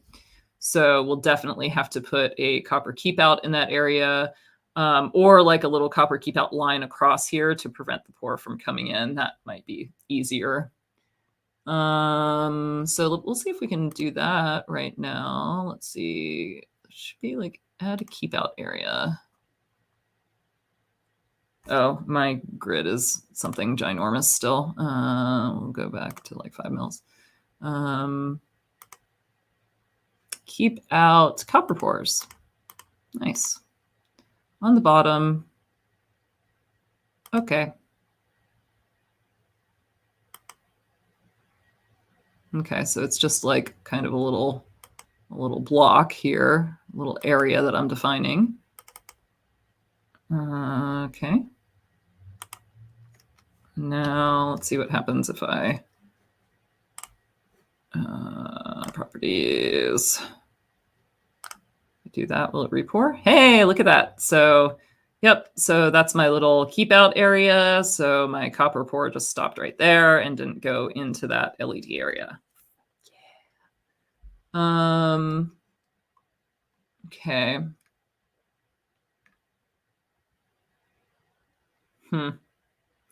Yeah, I don't know. I might just make my paste expansion setting a little bit smaller. What's it set to right now? It was set to, I think, like 0 to begin with, which is like, sometimes board houses don't like that. I'll set it to 2 mils.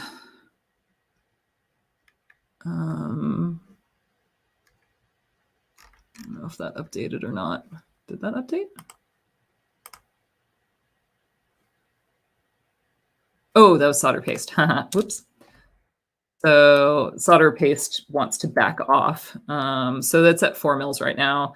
Yeah, let's set that to 2. Okay. Hey, there we go. So yeah, that's a little better. Now there's like a little bit more space, and that's just because there's not always perfect registration between all of the layers. You know, there's really good registration generally between copper layers because that's sort of all done at once. But like then when it goes, when it goes through the masking process and the paste process, like those are all separate processes that require, again, like recentering and re-registration. So it's not uncommon for there to be like small mismatches there at all. And we don't want that. Okay, so that's good.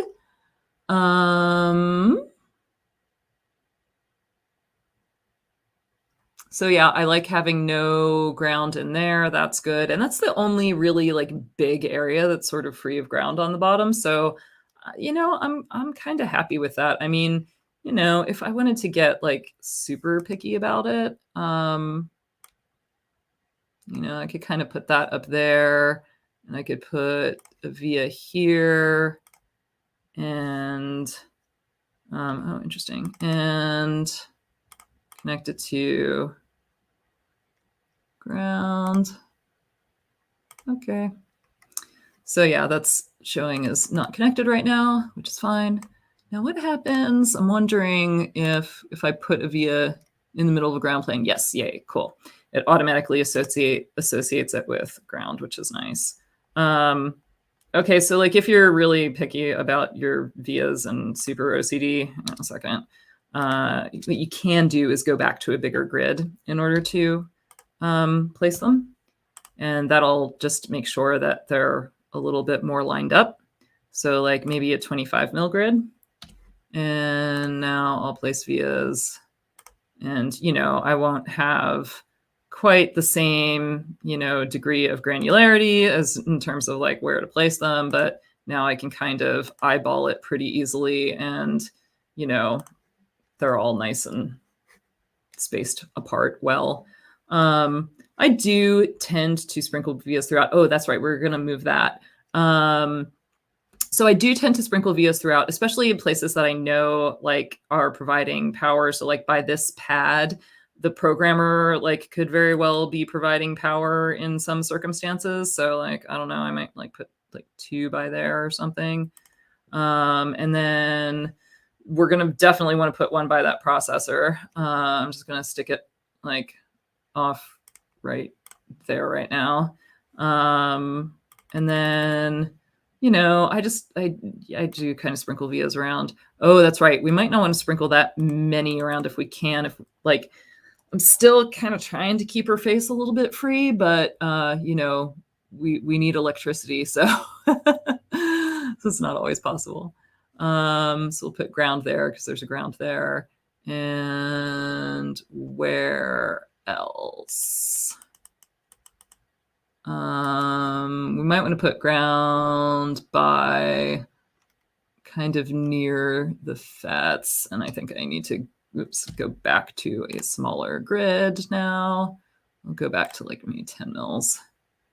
So I'll put 1 there, and right there, and like right there.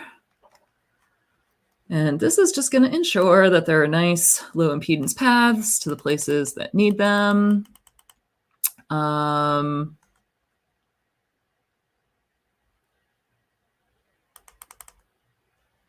What else? I think, yeah, that's about it. I mean, that's not super important. Just the static LED. Okay, so I think that's good. So now what I'm going to do is, I need smaller grid again. Smaller grid again, 5 mils. I'm going to pull this over here. I wonder how it's going to, is it going to, okay, cool. So it doesn't redo my pour until I tell it to, which is nice. It's annoying to like have to wait for your pour to rechange every time, to repour every time you make a change if you're doing stuff like this. Can I just move you? Thank you. So now I'm going to put ground right there so that it's nice and out of the way. And then it doesn't really matter. I'm gonna move this guy. Oh, I don't want to really move. Okay. I don't know how that's gonna. No, it's not dragon. That's interesting. I just kind of wanted to move the via. No.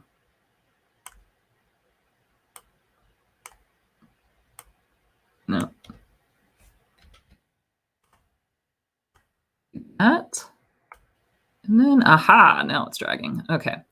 That's good. So I just wanted to kind of move the via over here. And I think I kind of want that to enter like that. Now I want this. I'll just move that over here. So that's our decoupling capacitor. So we, of course, want a ground via by it. And we have ground over there. That's fine.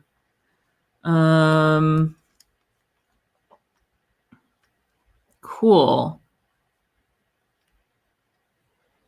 Move that one just over there. Cool. All right. I feel like that's pretty good. I just want to look at the silk for a second.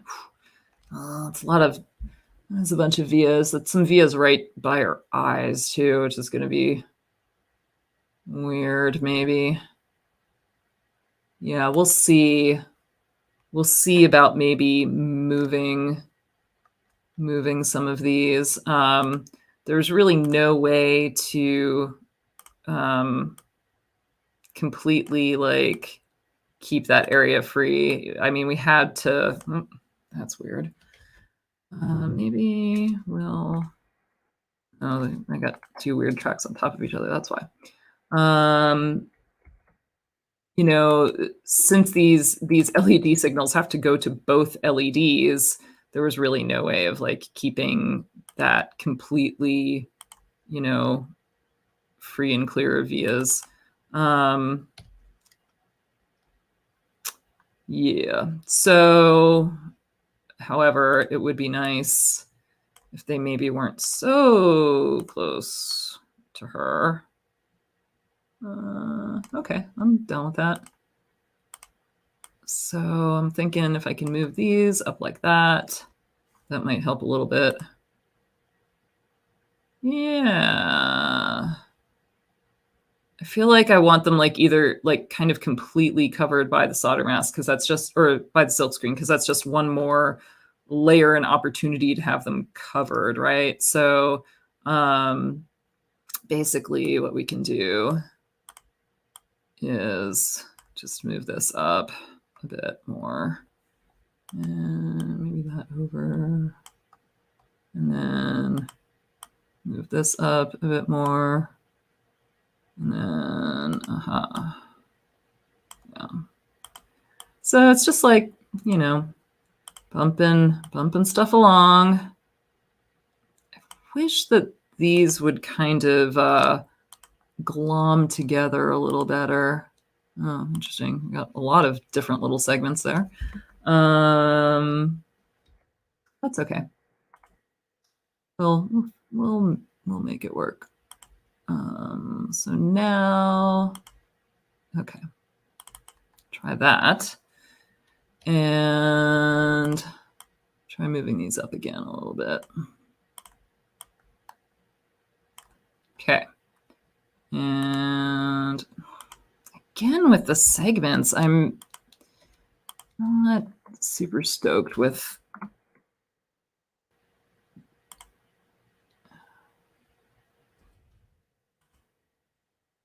how it starts and stops things sometimes. Yeah, like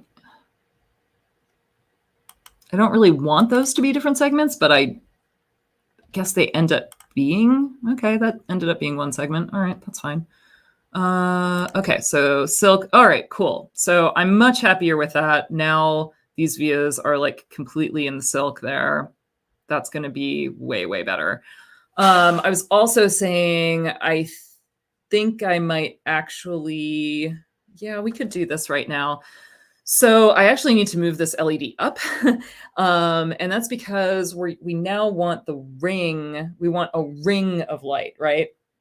And so the LED itself would be right now kind of like covering the area, like the ceramic opaque part of the LED would be covering the area that I actually want lit right now. So I think what I'm going to have to do is move the LED to the top of the iris so that the light then shines across the whole iris.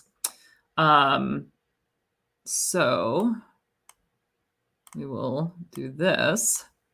Ooh, contains locked items. Oh, that's right, because we locked its position. Nice. That's good. Yes, we do want to continue, actually. Maybe. Okay, never mind. We'll unlock it. There we go. Go back to lock pads. So now we'll move this up here.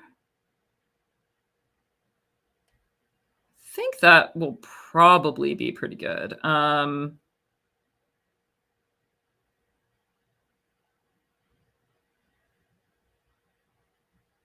my other trace? I think it's gotten lost in the pour and the shuffle. We'll have to, oh, it's this one, right? Yes. Okay. We need one more. I'm like, we need one more coming down there. Cool. So I think that that will work out pretty well. I think that the ring will be like right here. We could actually maybe,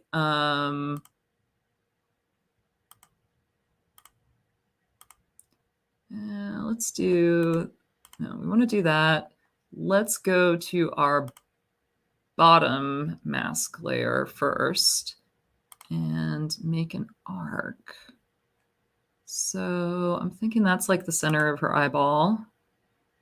And like that's kind of where we want to be. And maybe, oh, interesting. It only allows me to draw it in one direction. Okay, let's just do that for right now. And then we want the thickness. Let's try the thickness at 10 mils. Let's see what that looks like. Yeah, I think maybe we want it thicker than that. But now we want it smaller, I think. I'm going to see if I can. Okay, cool. So, oh, cool. And I can.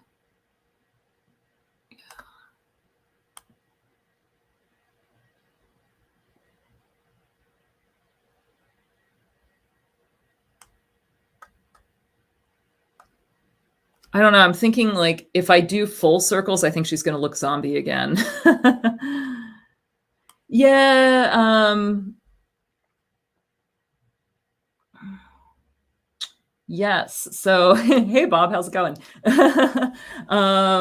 Yeah. So, like the segment, yeah, I feel like KiCad's like segment joiner isn't quite as like up to snuff as Altium's is. Altium seems to kind of like morph those a little better, but it's still not perfect. So it's, you know, it's okay. There's always like a little bit of hand cleanup that I need to do it in some ways. So yeah, I feel like, okay. I feel like this iris is kind of like, is almost where we want it.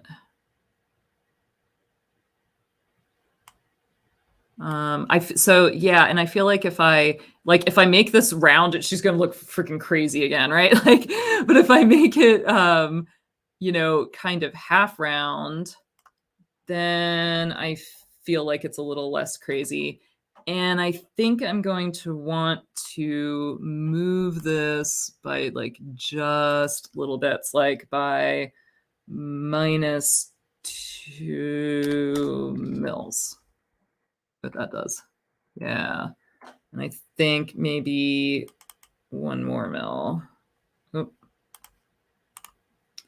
Move exactly -1. Yeah. So now I feel like she is, like that eyeball is centered there. I think I want to make it a little thinner again. You know, back and forth, back and forth. Let's try 17 mils.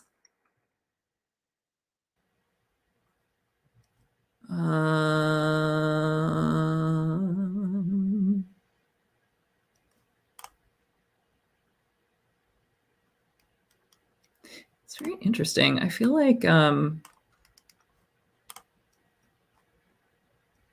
don't know. She might still look angry. Who knows? Maybe she's just angry right now. I would be if I were her.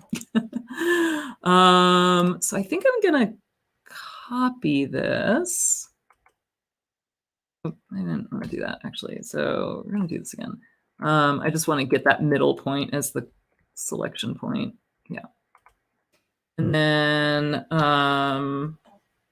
then move over here and see about, I'm definitely going to want to do the same thing over here, but I'll just kind of copy this first, maybe there. So, all right, now we're going to move this up. Oh, yep. Locked items. Forgot about that again. So properties, change it to block pads. We'll see how it does at dragging those traces. It might be a little, oh no, it doesn't. Okay, so that's all right. All right. We're going to go on trace cleanup here. Oh, weird. It doesn't really allow me to grab the end of it. Huh. Okay. I guess we'll just delete that. Like usually I would be able to grab the end of it and like move the end of the trace, but oh shit, that's not what I wanted to do. New, undo. Okay. And there we go. All right. So yeah, let's finish out this LED. I know this is looking like total poop right now because like we have this copper pour that needs to be repoured and we have like all of these things going everywhere, but bear with me. I swear it'll all be good. All right, so that one's looking okay now. This LED needs to be moved up, so I want to like increase or decrease the chamfer on these. I suppose I could have like moved. There we go, 2 segments again. 3 segments. I'm like, okay, I'll make this. All right, we'll see if that works. Okay, so now let's see if we can. Wonder, like, I feel like if there should be a mode where it like drags them. Maybe not. So yeah, I guess we'll just redo these entries again.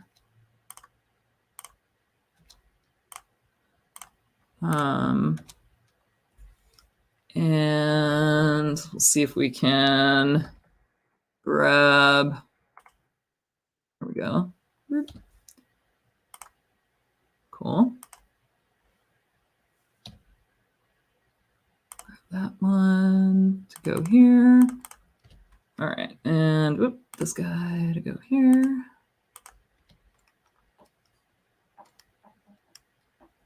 Okay. So, all right, let's try this. So let's, I don't know if there's like just a repour. Flip, delete, move, select. I don't know. We'll just do that. And hopefully it should repour.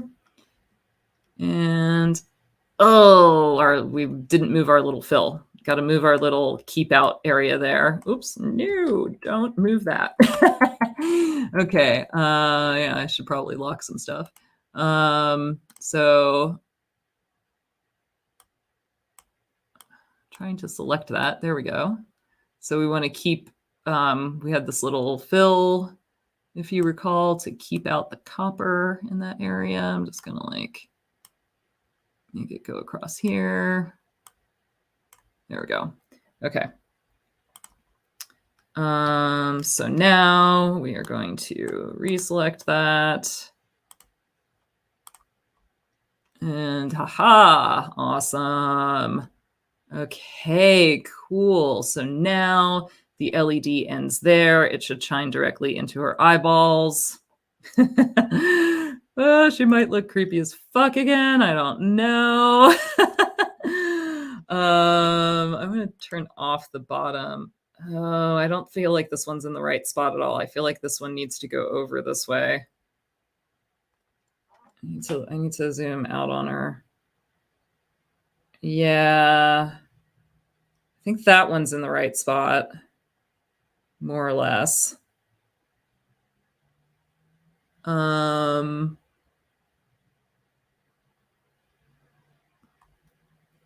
But that one definitely needs to move that way. So like, let's do that while we can.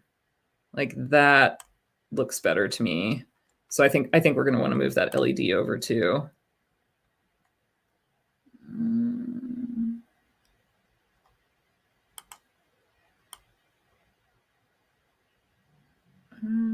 No, I don't think. No, that looks weird. Okay. A lot of trial and error here. think that looks reasonably good, I think. It's a little interesting because our features are in negative, right?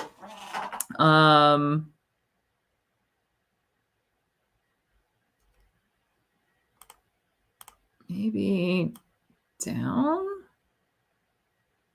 I feel like I almost want to make that one like wider, like the circle wider.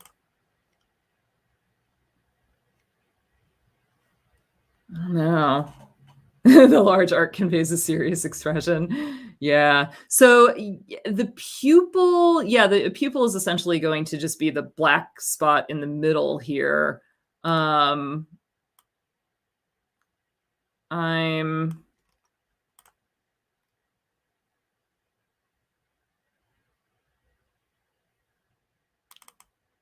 don't know. It might be one of those things where I have to relook at it tomorrow because I've looked at it too much.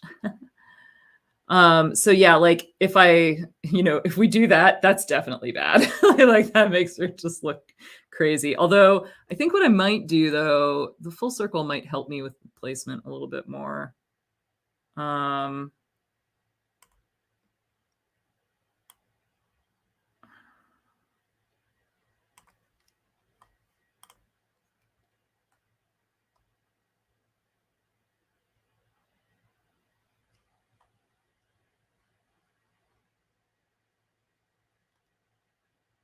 Yeah, we'll see. I feel like that's a little bit better. And like a little bit of asymmetricalness, I think, is good.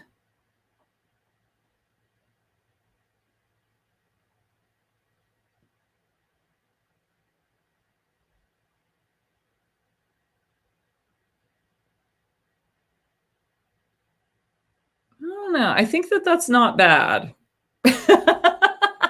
We'll see. I mean, it'll definitely be interesting the first one I fire up, right? All right, so we're going to go back to bottom copper.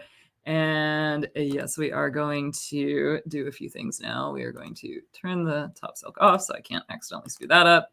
And we're going to make this a little more narrow because we're going to move this over.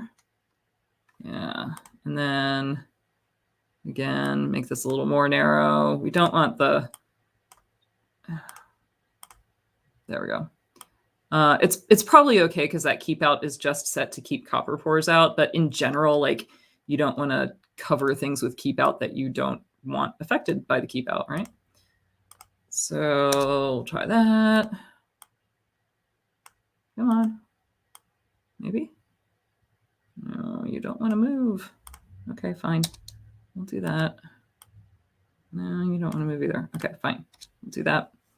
And then route. Oop.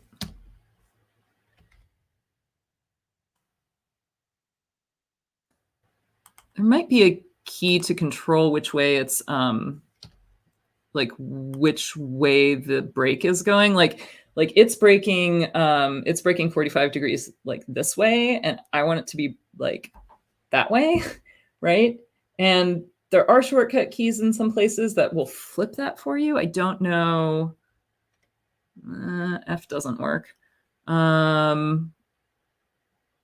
Without you having to actually draw it with the cursor. But yeah, I don't know what that might be in KiCad right now. So let's see if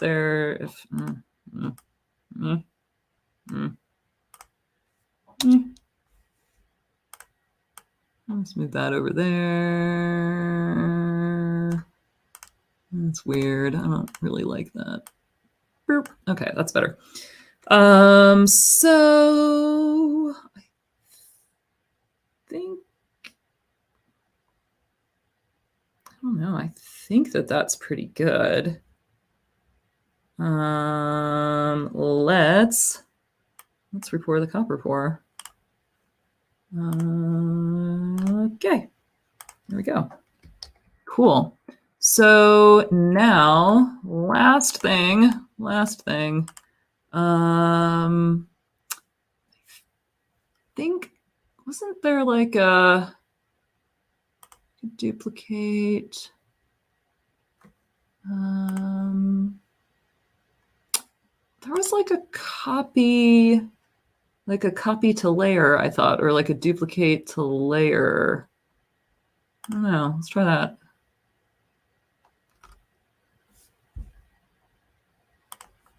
Okay. And then, how do I get just one of them? We're both on bottom copper now. So I'll go to properties and put this one on the top. And yeah, we'll just leave everything the way it is. That's cool. Okay. Hey, there we go. So now if we make the top our current layer, there we go. And we see everything filled in. So yeah, I mean, you can see, so we have, this is the problem that I was trying to avoid earlier, is having the pads unconnected to ground. We want ground to, we want them to pour straight over those pads though without thermal reliefs.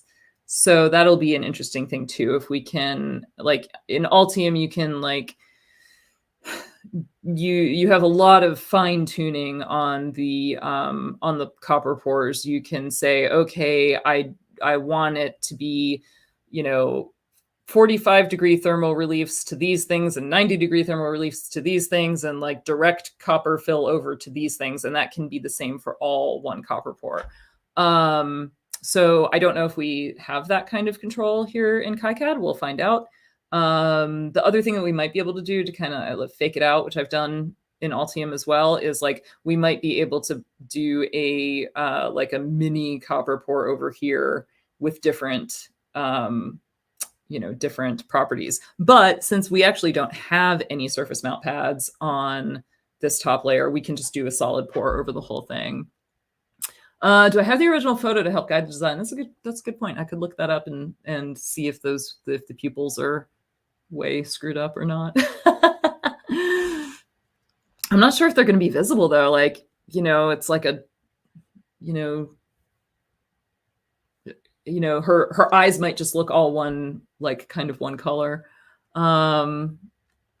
Yeah, but all of our grounds are connected now. So the only weird connection we have is for VBAT.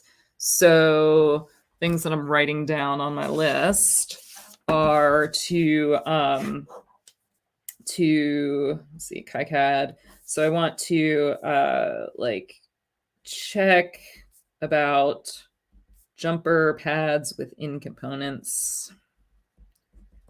And that's just going to be a lot of Google searching and figuring out what the right word is that I'm sure other people have asked that same question. So we'll see if we can get that to register as connected through the battery holder. Let's see what else. We're gonna check original photo for pupil placement, or for pupil and iris placement, right? For eyeball placement.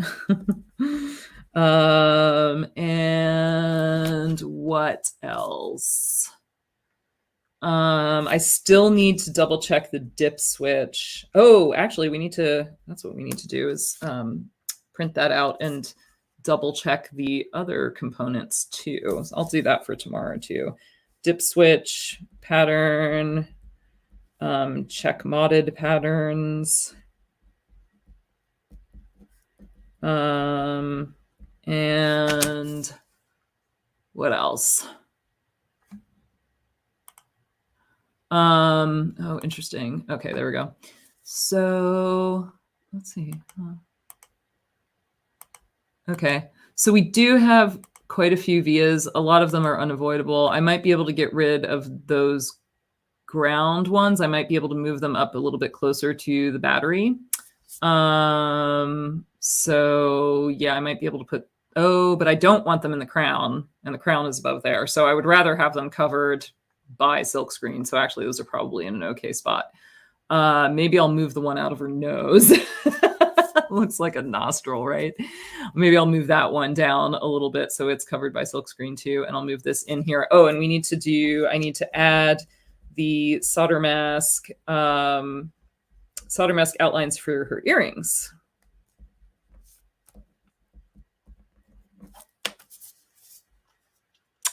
And what else? Oh, that's good. These are actual holes in the board for those flat switches. But since the switch body is black, when after they're populated, they don't actually look, they don't actually cause the board to look like it has holes in it.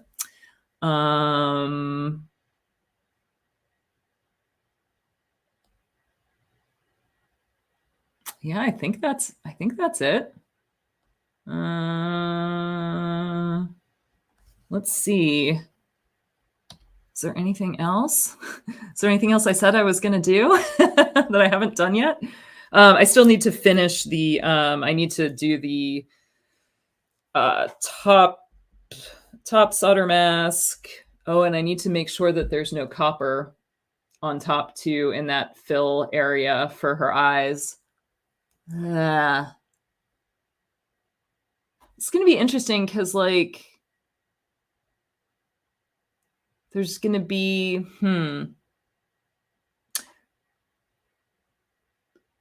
like, if I don't have copper in her pupils, like I generally would not if I designate that all as like a keep out area. So if I don't have copper in her pupils and I just have solder mask covering the front and bottom, some light may actually show through her pupil, although it will be darker than the surrounding irises.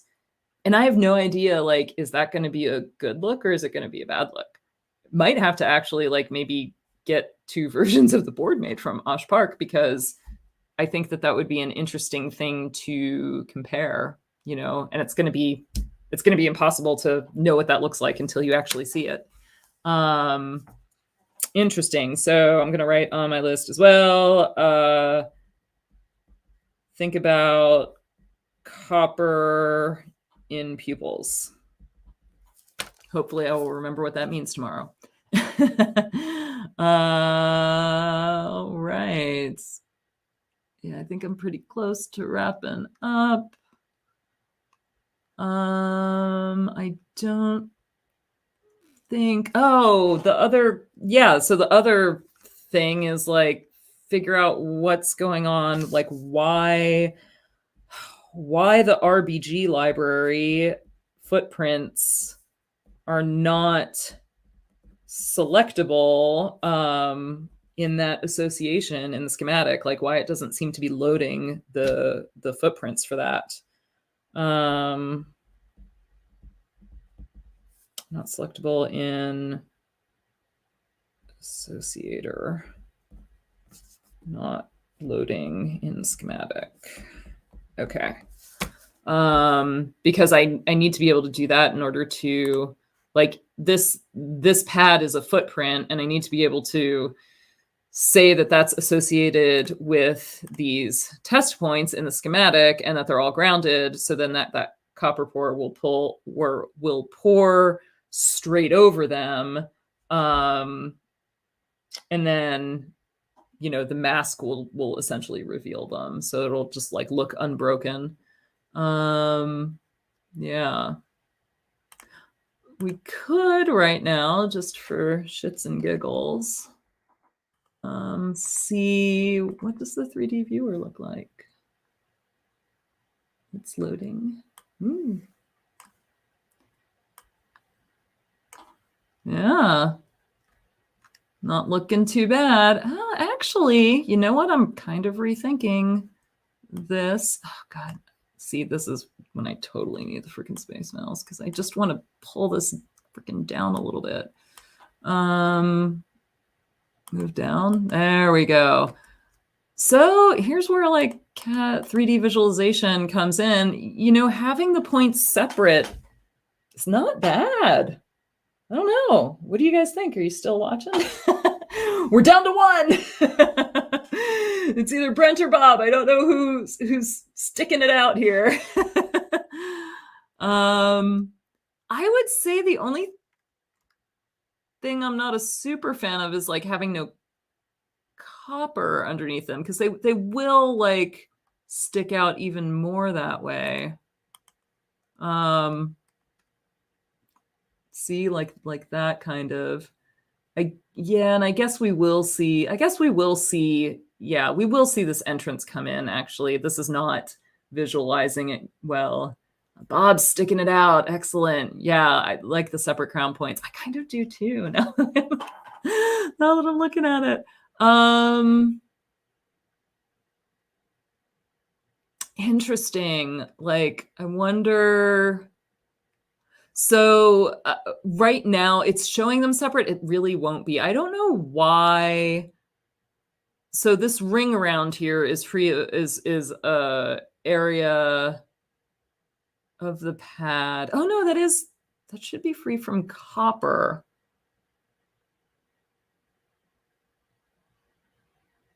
It should be free from copper because there should be a back off around the pad because the pad is not connected to a net.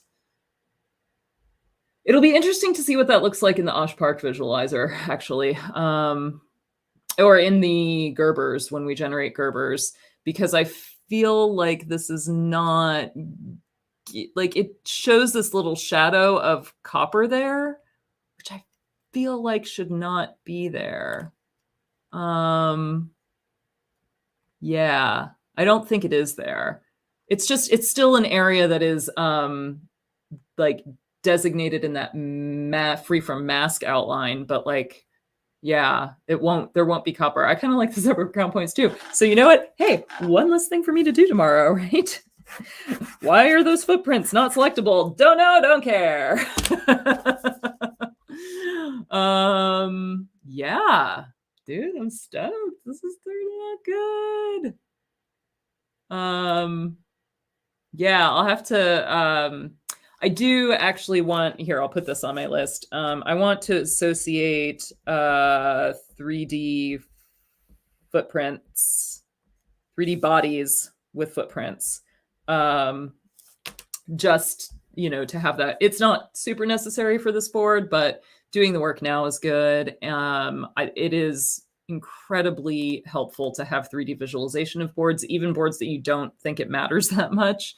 Because some mistakes or some weirdities just jump out at you when you see the 3D model that like you just didn't even catch in the 2D. It's just one more way of like getting your work well. So like, for instance, this is interesting. So 3D models, so we can see that these pads are not covered by paste, right? All of these paste colored pads are actually actually where solder paste is going to be. And so you can clearly see that these the battery pad here, which is good because that's the ground pad. The jumper is not covered by solder paste, which is good. And this guy is not covered by solder paste, which is good. I think we actually don't want this one covered by solder paste either, because that one will be an optional connector to solder to that will also use for initially, like probably with a pogo fixture for initially programming the board. Will I do a live stream of preparing these files for submission to PCB Fab House like Osh Park?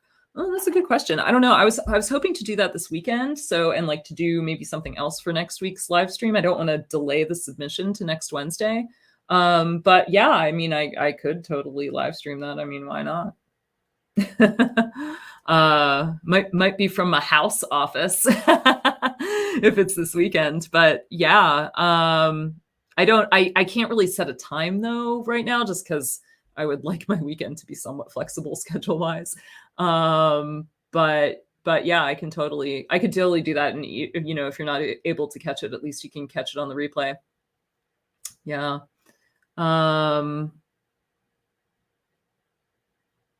Yeah.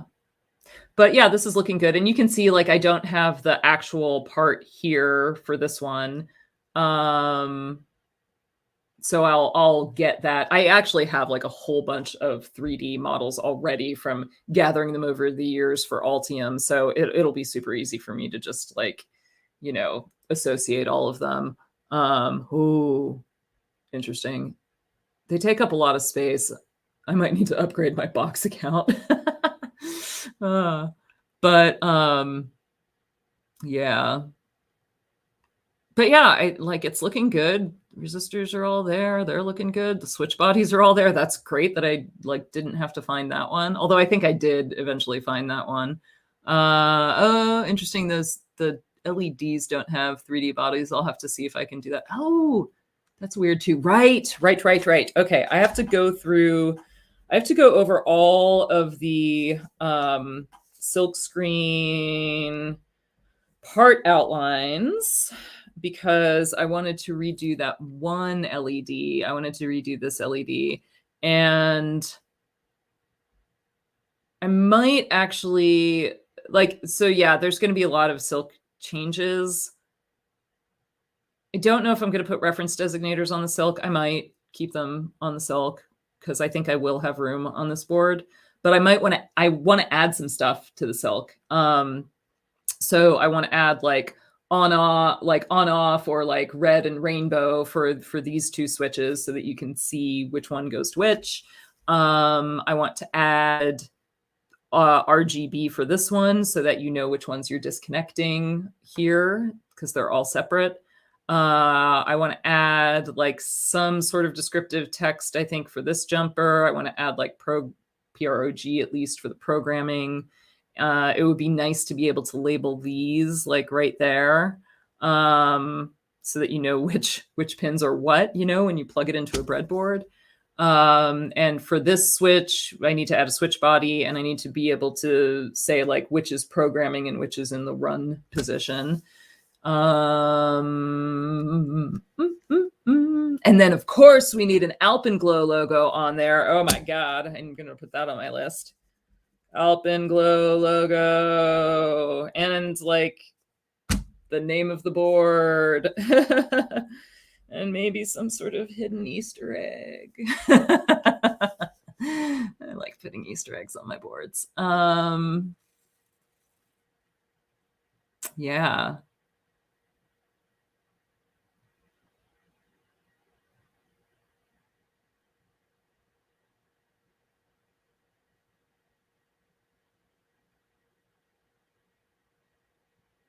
What else?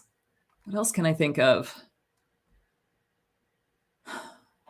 I might want to change the battery pattern to be closer to the smaller one with the smaller ears. Because I have a bazillion of them. I don't need to be buying more battery holders when I already have like hundreds on a reel. Even if that means that they have to be hand soldered, I think that this style would have to be hand soldered too. Ugh. Which is gross, but I don't think that. Yeah, I mean, yeah, a through hole version would have like legs right in the middle of her crown, and it's not, you know, it's not going to be in a position that's going to make any sense aesthetically. Like, you know, if I could position them over like 2 crown points, sure, right? But I don't have much choice here just because of the size of the battery. So yeah.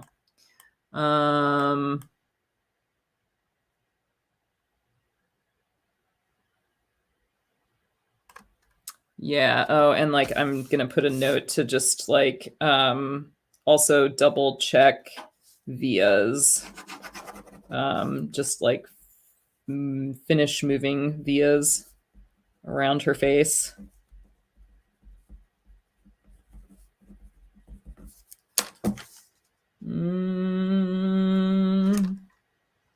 Now is that it? What's that thing? What's going on there? Is that just a via? That's a via. I will need to move that. I think that'll be an eyesore. So yeah. Which one is that? It's like over here. Oh, that's just a ground via. Oh, we can totally move that. No problem.